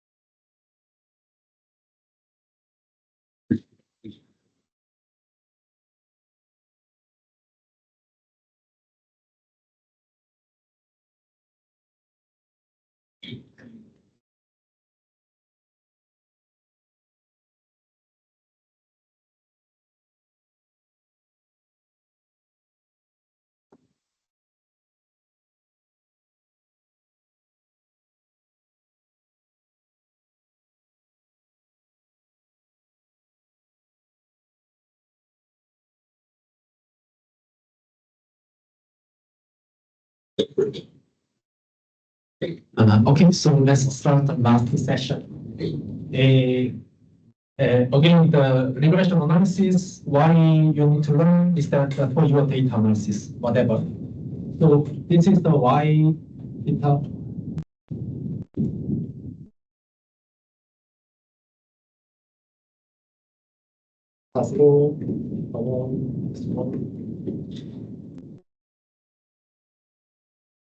So this is the general function. So one of the basic assumption of this linear regression model is that see x maybe x1 y for instance there. So in any case, which beta whatever, it can be something like this, and if it is minus, it can be something like this, right? Just a linear function. So what it means is that maybe there. So based on the value of x, in this case, y can be positive or negative, right? Because this is linear function. Right? In both cases, it can be plus or minus, right? So you can see here is the minus, here is the minus. Y can be positive and negative, right? So it depends on your topic. So if your topic normally, Y here, it is your topic in your data. Okay, title of your paper, this is. And then if Y, if this assumption is reasonable for your data, your Y is okay, no problem, you can use it. But sometimes, when we can think about the difference of the Y. So, for instance, number of study hours. For instance, today I can ask you, the number of the study hours per week, maybe per day, per day.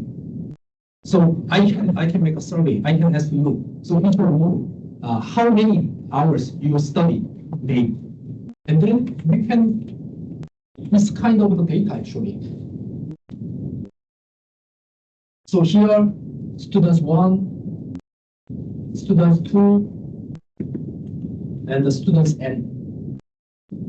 And then this is the working hours.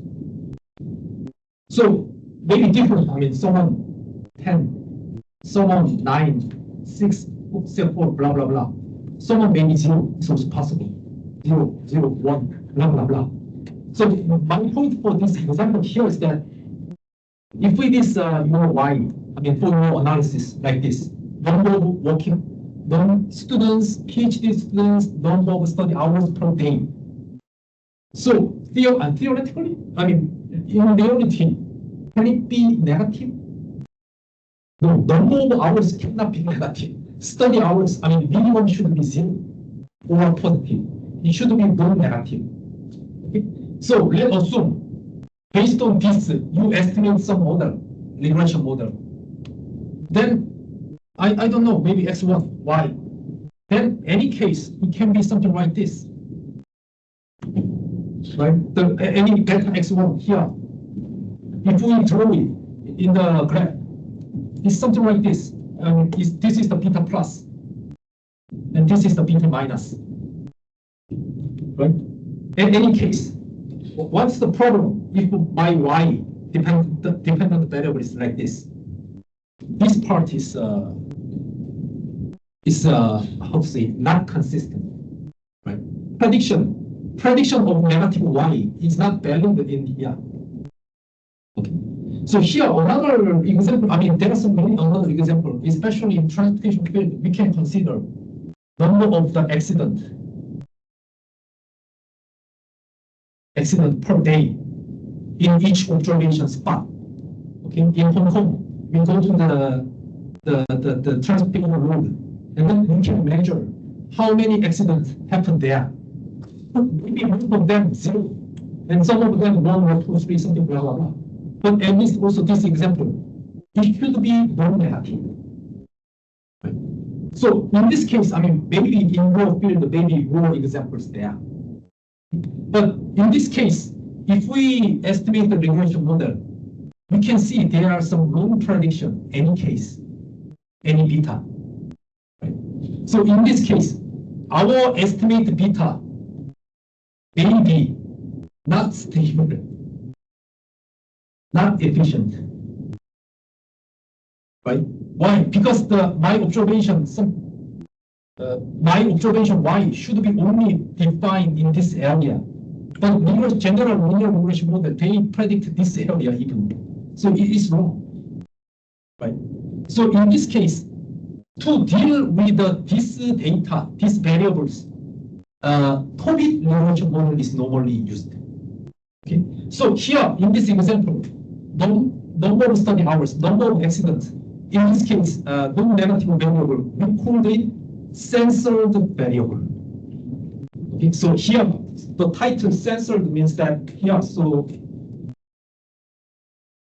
means that non-negative.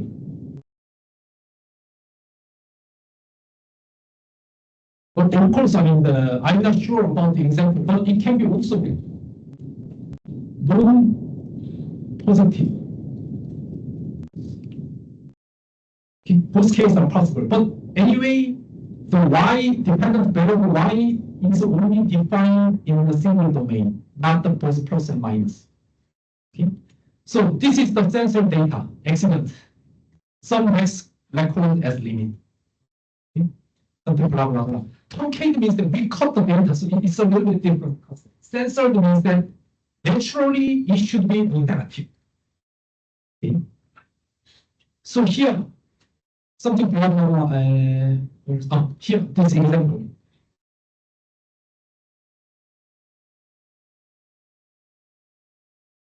So maybe this level green one is the observation in your data, x and y, maybe x1.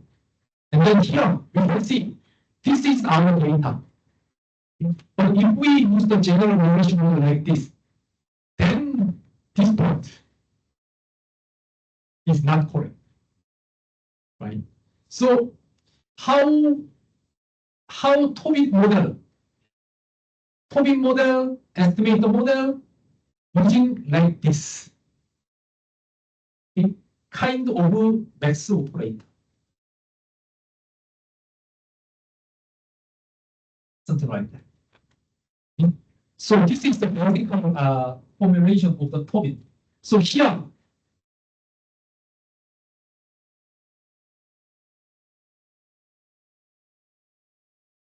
so the starting is like a simple relation model. We just estimate the y here.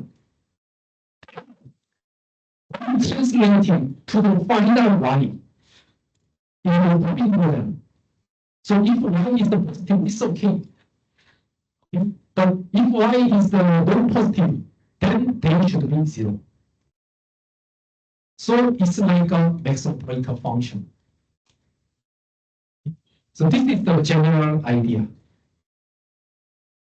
Okay, so the latent variable, something like this, and that's our solution. Just copy of it. So here, likelihood function, you don't need to remember, but just I want to explain the logic there. So here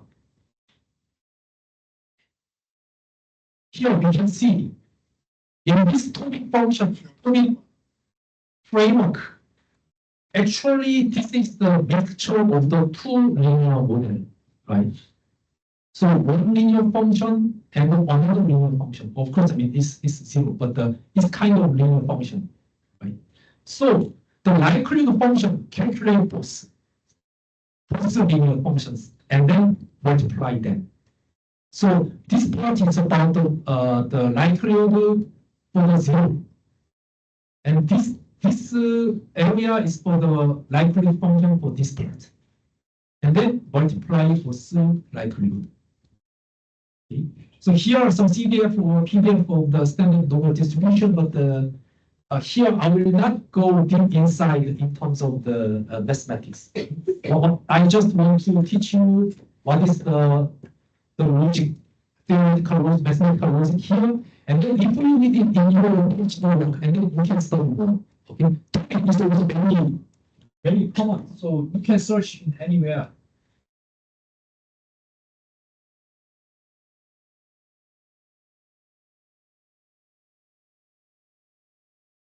Yeah, so topic model is very common. So the models, I mean, those kinds of in this class, normally you can easily written in any software. Normally I use MATLAB or R, but I can see here many Chinese students, they prefer to use the Python also. I mean, any software is okay. Okay, but in terms of this approach, what is the common problem in PhD students is that they do not study about the model. They just create the software. So normally, I mean, your professors in confirmation or PhD defense will ask you some more deep knowledge why you use this model. What is the mathematical process in this model, something like that. So you need to defense. But many old PhD students, they just want to use this model. How? Or using this software. And then why and how? And then they cannot answer. So this is the problematic. Okay. Okay. So here, so for the conceptual question, so here, maximum the ONS, estimator is not possible, it's not recommended for this topic model. So we need to use the maximum likelihood estimator, MLE estimator. Why? Can you imagine why? So then you need to recall more memory. What is the basic assumption about the OLS? In the last lecture file. Somebody and his students remember. OLS is very simple. It's simpler than MLE. So simple relation model, normally OLS is preferred. Why? What is the simple assumption there?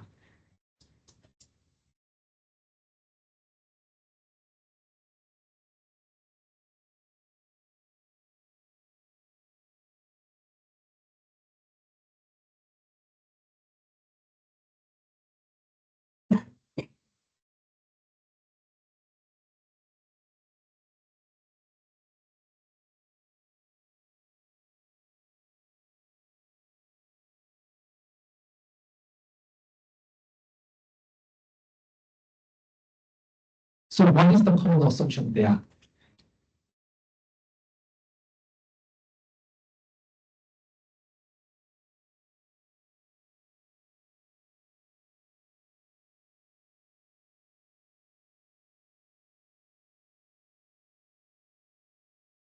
This one, IID. They should be independently the observations and the regression model in the topic model error should be IID. Right? IID means that identical and independent. Okay, so this is the basic assumption.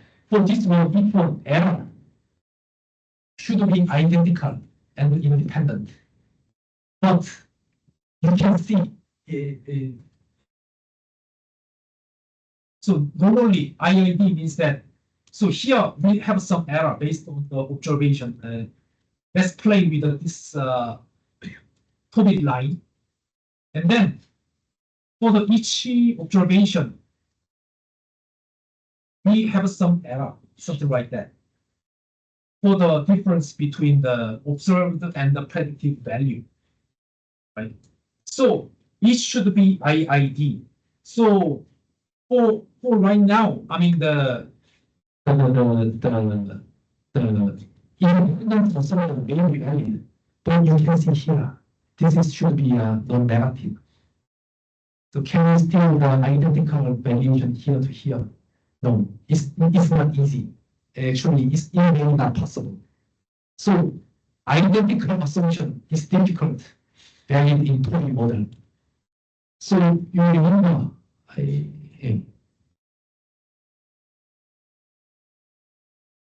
so if it is no IID, maybe I forgot to hear the IID. So if it is IID normal, then modulus is preferred. The assumption can be justified. But if a normal distribution, IID normal, can be difficult to be justified, then ML is preferred. ML is more flexible. More complex, but more flexible. So in this way, the OLS assumption, OLS estimator assumption is not easy to be used in here. So here, IID normal, you can think about the IID normal.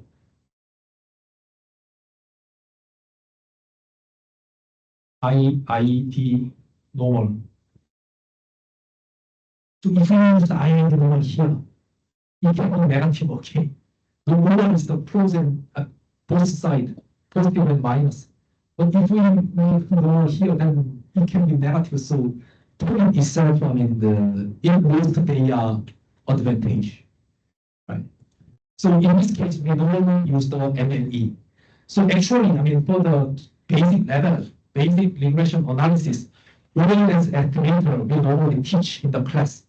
But actually, the PhD level, Bayesian is the MLE. OLS is not discussed. It's not the matter of the PhD level study. Normally, MLE is the basic. And then we have more Bayesian estimations, so more advanced estimators at the PhD level.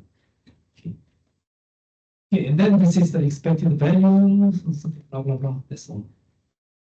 Any question about the topic model?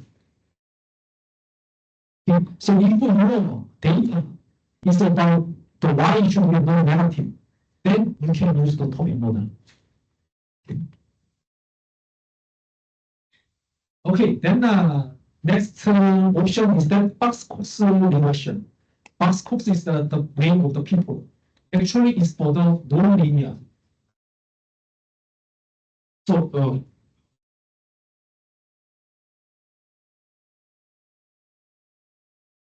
here.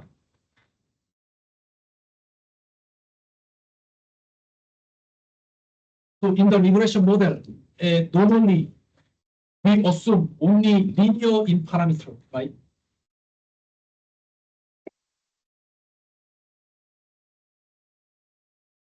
So it means that linear relationship plus beta x plus beta x blah blah blah.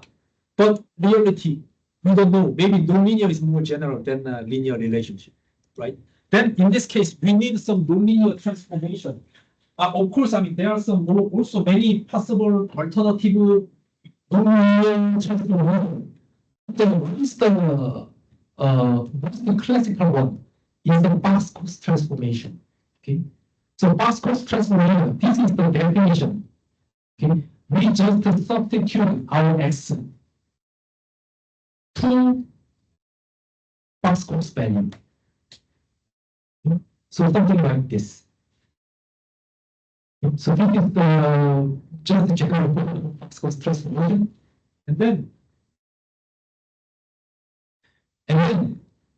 the lambda, the only degree of the linearity should be non-negative, should be positive or zero.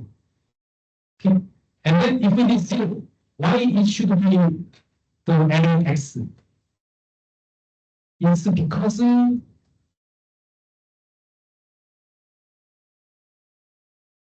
limit gamma, lambda close to zero, gamma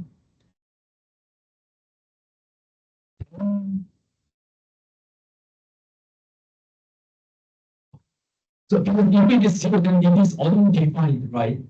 So in this case, lambda is zero, then we use the approach to zero.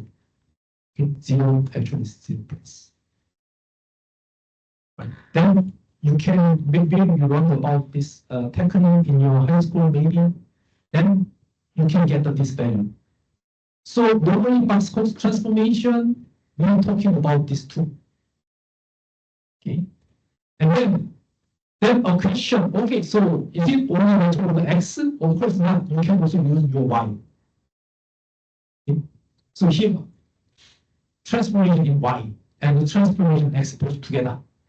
But mostly in academic journal papers, if they use the Box-Cox transformation, then they normally use it for the x normally. So this is the Box-Cox transformation. How Box-Cox transformation can be general is that because this function is the generalization of the all possible cases. So if lambda equal to 1, you can see yes.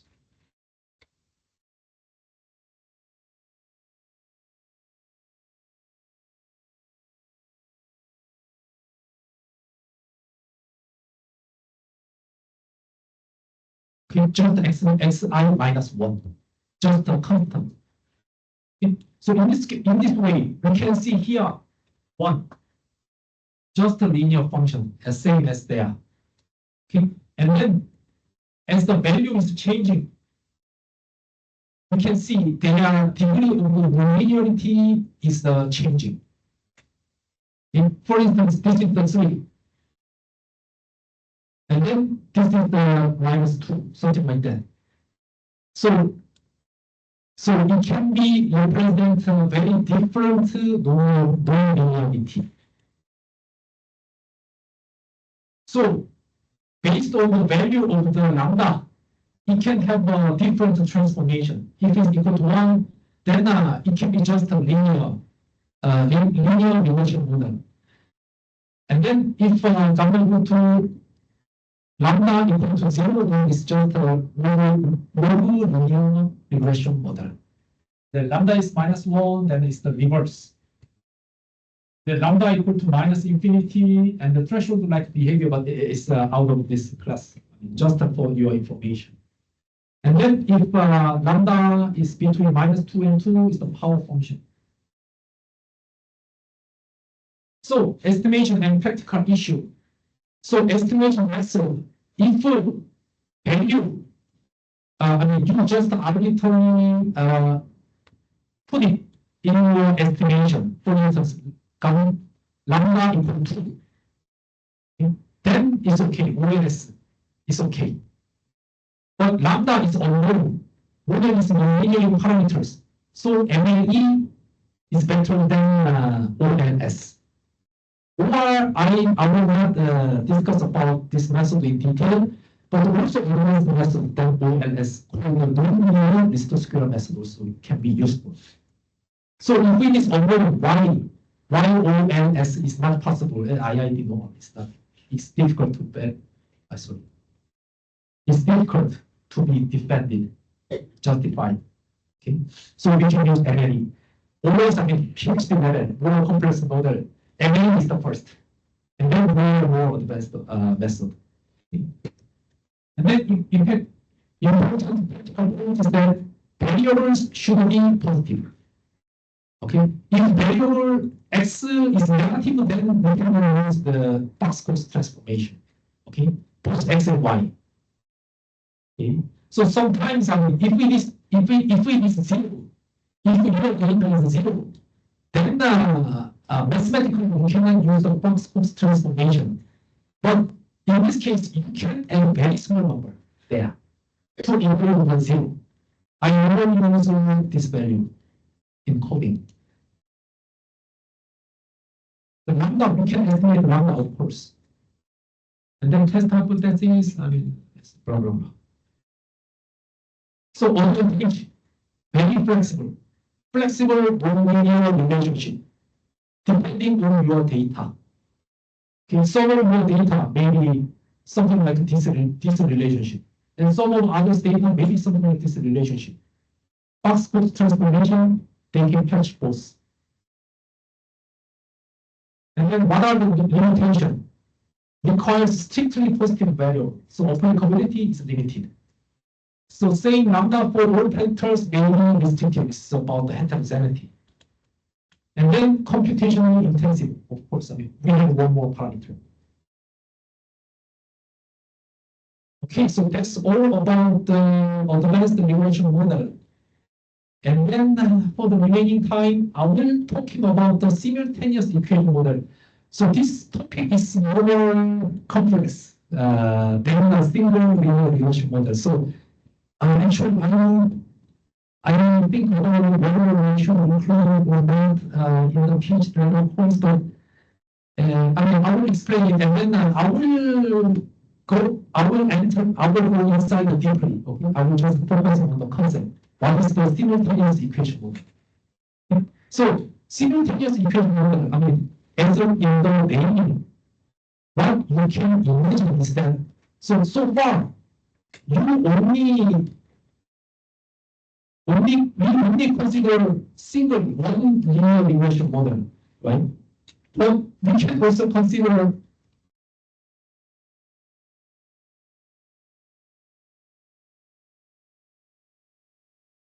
can estimate the two different regression models together. Okay, so this is called the simultaneous equation model. Okay, so for example, why is this necessary? So I have an example about vehicle mutualization. So assume you have two cars in your home. Maybe it's not possible in home, but maybe it's possible in mainland, right? So let's assume just two vehicles. In the household, we have two vehicles. And then as we will drive using vehicle 1, maybe use vehicle 2 will be decreasing. Okay, so it means that the use of the vehicle 1 and vehicle 2, they are correlated. So this is the Y1 and the Y2. Okay. So here, if we use the two regression model, but the Y plus Y are correlated. So here, this is the very simple example. So this is the use of the vehicle 1, vehicle 2. And then Z means that vehicle specific attribute whatever. And then X means the household characteristics. And then here, point is that, sorry.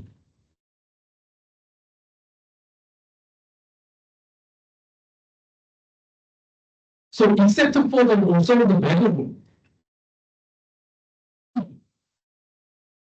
different Y, they are correlated.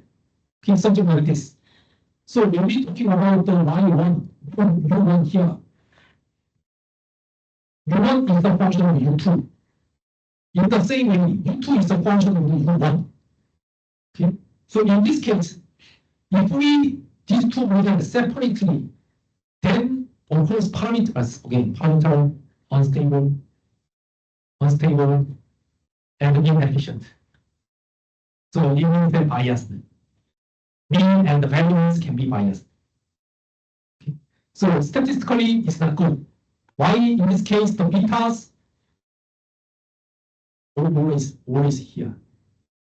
You cannot get the true value beta. Okay. To estimate the beta, this beta is unbiased to beta. Then in this case, we need the simultaneous equation models. Okay. So here, in each equation, y is each equation sensitivity force. ONS is the fundamental assumption. So in the experimental variables must be fixed in the repeated sample, exogenous. But here, one is not fixed.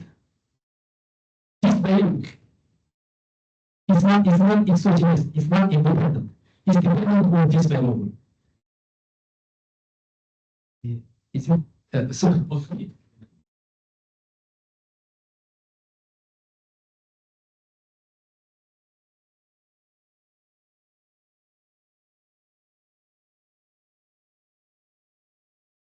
So here,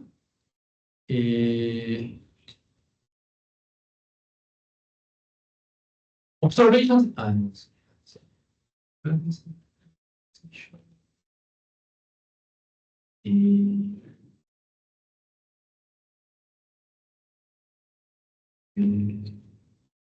maybe I mean I will show it later maybe here. So here, I mean each variable should be independent here, right? But the equation itself shows that this one is only related with this one. Why? Because U2 is the first function of U1, right? So again here, is here. Not exactly, but X and Y, their relationship should be uncorrelated. But here, their explanatory variable X is the exogenous. So it means that easily, as I show you here, actually these are different, but actually they are explanatory variable X, right? But today, what I explained here, X1, X2, should be independent, right? This is the basic assumption in the regression model, not related, right? So U2 here, in the explanatory variable, U should be independent of the Z, and then U should be independent with X. But here, you see, they are related, right? So in this case, the simple regression assumption is not valid. Is it understandable? Right? So results, they boost correlation. U and X actually is a kind of X here. And then they are correlated. So basic linear regression assumption is not valid here. It's not correlated. Correlated sometimes we call it the endogeneity. Endogeneity, are you familiar with endogeneity? Endogeneity is the correlated. Correlation. So here, what happens if you run O and S separately? So in this case, of course, I mean the basic approach could be, or I don't know, I just have data and then I can estimate the regression model using OLS separately, U1 and U2. Then I will get the still parameters there. What's the problem there? Right?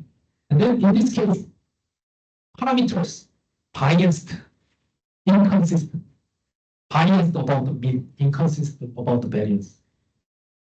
And then best linear unbiased estimate probability, this is biased, so it's lost. Therefore, policy conclusions like elasticity is not correct. Okay, so we cannot trust the estimated beta. So, therefore, these values are meaningless. Okay. Then, how we can get this relationship? How we can get the good beta? So there are some alternative methods there. First one, from structural to the reduced form. So it means that substitution, mathematical substitution, maybe is not difficult. So here, this is the two equation. And then this is the U2. And then we can apply U2 substitution. And then like this. Right? So here we have two U1 there. So we arrange it for the single U1 there.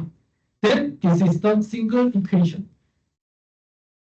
Right? So here we cannot find the U2 anymore, just the U1 is here. Okay? And then here, based on this one, we can formulate U1 like this and U2 like this. Okay? With the gamma, the U element here.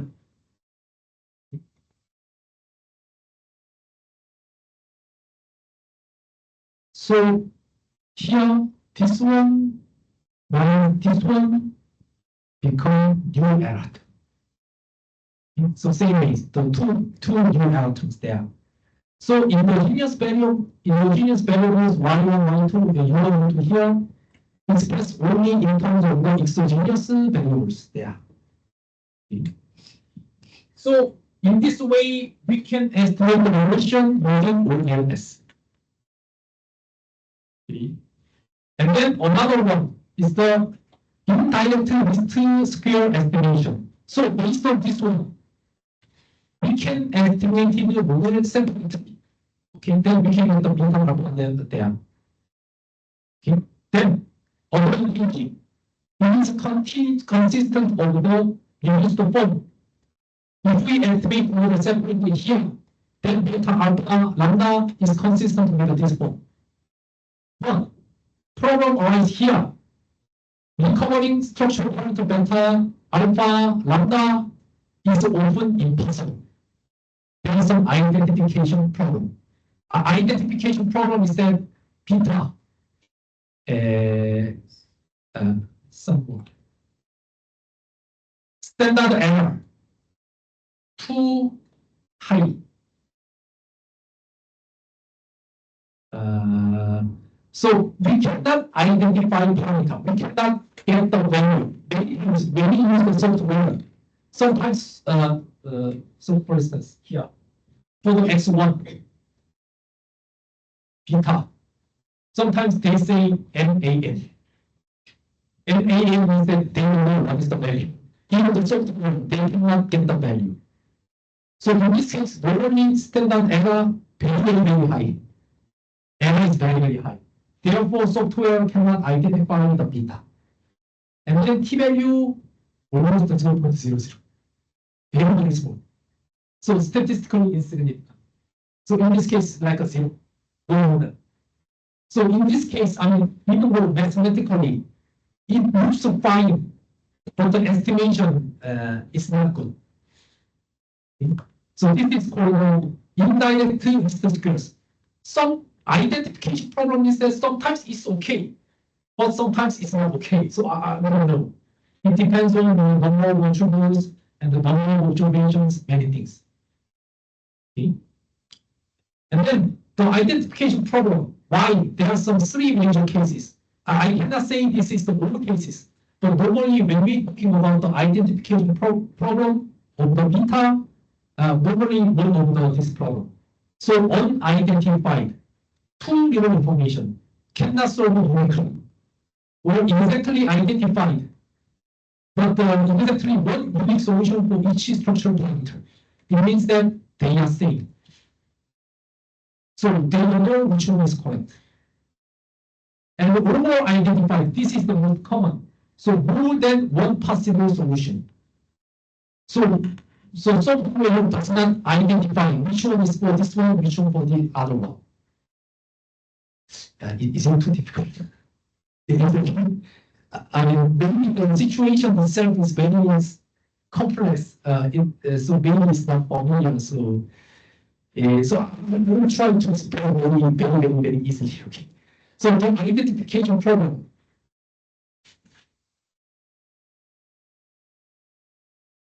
So far here. So again, now based on the substitution, the reduced form here, substitution, one, and blah, blah, blah, consoliding, and then finally, we can get this value. So it looks okay, but there are some two possible solutions for P11 here. So one, here for this one, it can be like this. Or it can be like this. Why? Because we have two equations there. Okay, so if we solve it by hand, this equation, blah, blah, blah, for this one, mathematically, two possible cases like this. Okay, so if I don't know what is the condition. If they are same, lambda and AC, they are very same, it's okay. It can be identified. But we can see, in this case, normally they are very different. Right? It means that for the estimation, the software, they have two different values for the single beta. In this case, they get some error. Software itself, they get some error. And then they say it's over-identified. Right? And sometimes also possible, lambda 2, 1 can be 0 sometimes. Right? Then this one is nothing to calculate it. Right? Then in this case, they say it's an unidentified issue. Okay. Normally, what we consider over-identified is more common in the real estimation process. So another way is that order condition for the identification here. So order condition is necessary, but not always sufficient. It means that sometimes it is okay, but other times it's not okay. So we don't know when it is okay or when it is not okay. But at least when we analyze our data, we can try. So here, so it is actually it's not exactly correct, but normally the professors they try to maintain an error, and then they found some rule. It's normally okay, but still sometimes it's not okay. So number of exogenous variables excluded from the equation. Okay, and then it should be larger than the number of endogenous variables in the system minus 1. System means that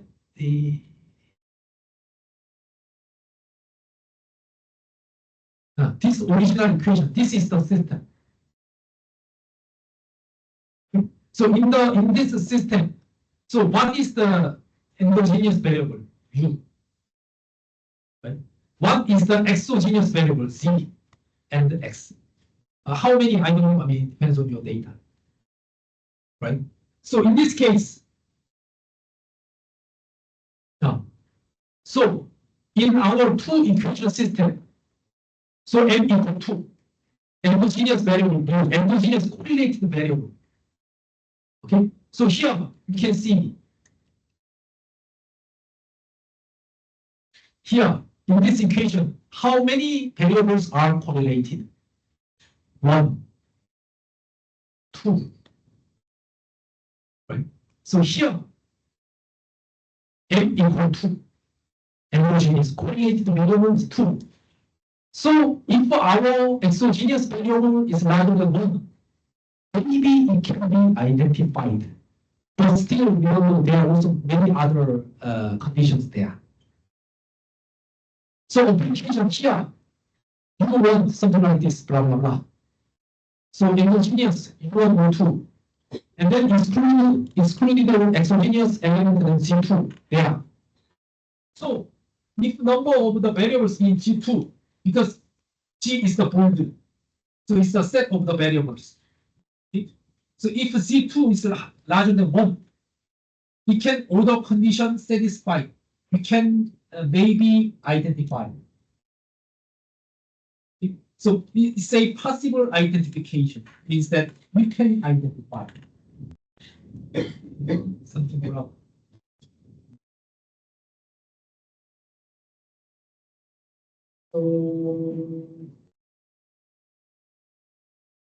So here for this problem, I will discuss about the system estimation, simultaneous estimation, simultaneous equation estimation.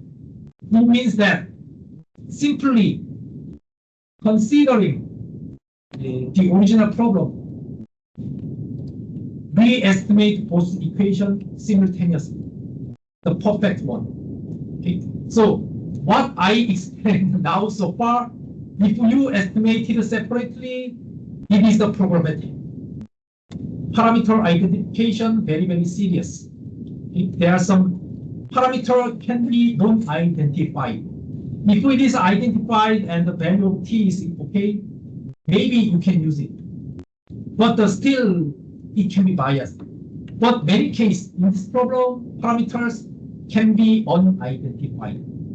Okay. Then in reality, so how you can do is the simultaneously estimate the model.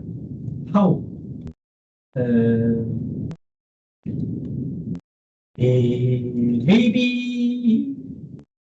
Maybe there are some two cases. Single equation, instrumental variable, and it's too general. So indirect least square that you are learned now, and the two-stage least squares. This is the most common. And the limited information maximum likelihood. Okay. And then for the equation here, how I can explain this? So I mean, let's see. So especially here, we have the same problem. And then estimation efficiency advantage of the system method is that system estimation, more information boosted, more efficient. Efficient means that the variance of the parameters. Single equation method like IRS. IRS means that this one, based on the substitution. This is sometimes okay, but many times only use the information from the one equation. Why we substitute it? Okay? And then ignore cross equation error correlation. U1, U2 are correlated, but we ignore it in this equation. We just use the substitution. And then, therefore, it ignores over-identifying restrictions over the system. So variance covariance matrix will be larger and higher standard error. Are you familiar with the variance covariance matrix or some other thing? So here to solve it, we have a more complex method, but maybe not useful. I need more feedback. So in this level, is it helpful to you? Maybe too complex, right? Okay. This one. Let's skip it. Okay. So it's too difficult, then maybe too time consuming. So for this class, just focusing on this one, the ILS. Okay. So just what you need to remember, we can solve it indirect least square. We can solve it by substitution here to here. Okay. We can solve this problem based on the substitution, but we can estimate the model, but it can have some problem. Why? Because of the parameter identification issue. Why parameter identification? Something blah blah blah. This issue. Okay, that's all. Others maybe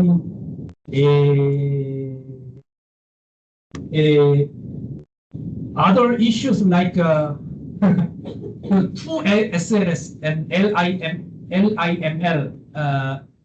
and the three SLS and the FIML. Actually, this is my consideration, and also I uploaded on the Blackboard in there some lecture file. Here, this is about the full information matrix estimation method. I mean, in the simultaneous model, how you can solve it. But mathematically, maybe it's crazy. I mean, okay. So I mean, okay. So for the today lecture, ILS is enough. Okay. So far here. Okay. And then next lecture, I will teach about the latent variable and the structure equation models. Have you heard about structure equation model, latent variable, something? And then I will prepare as much as easier as possible. Okay, so that's all for today, and then see you next week. Yeah.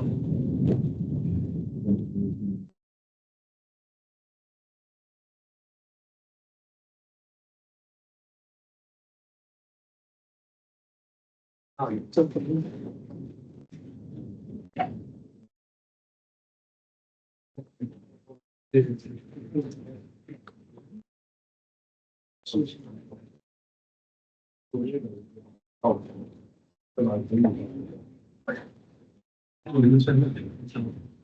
just want to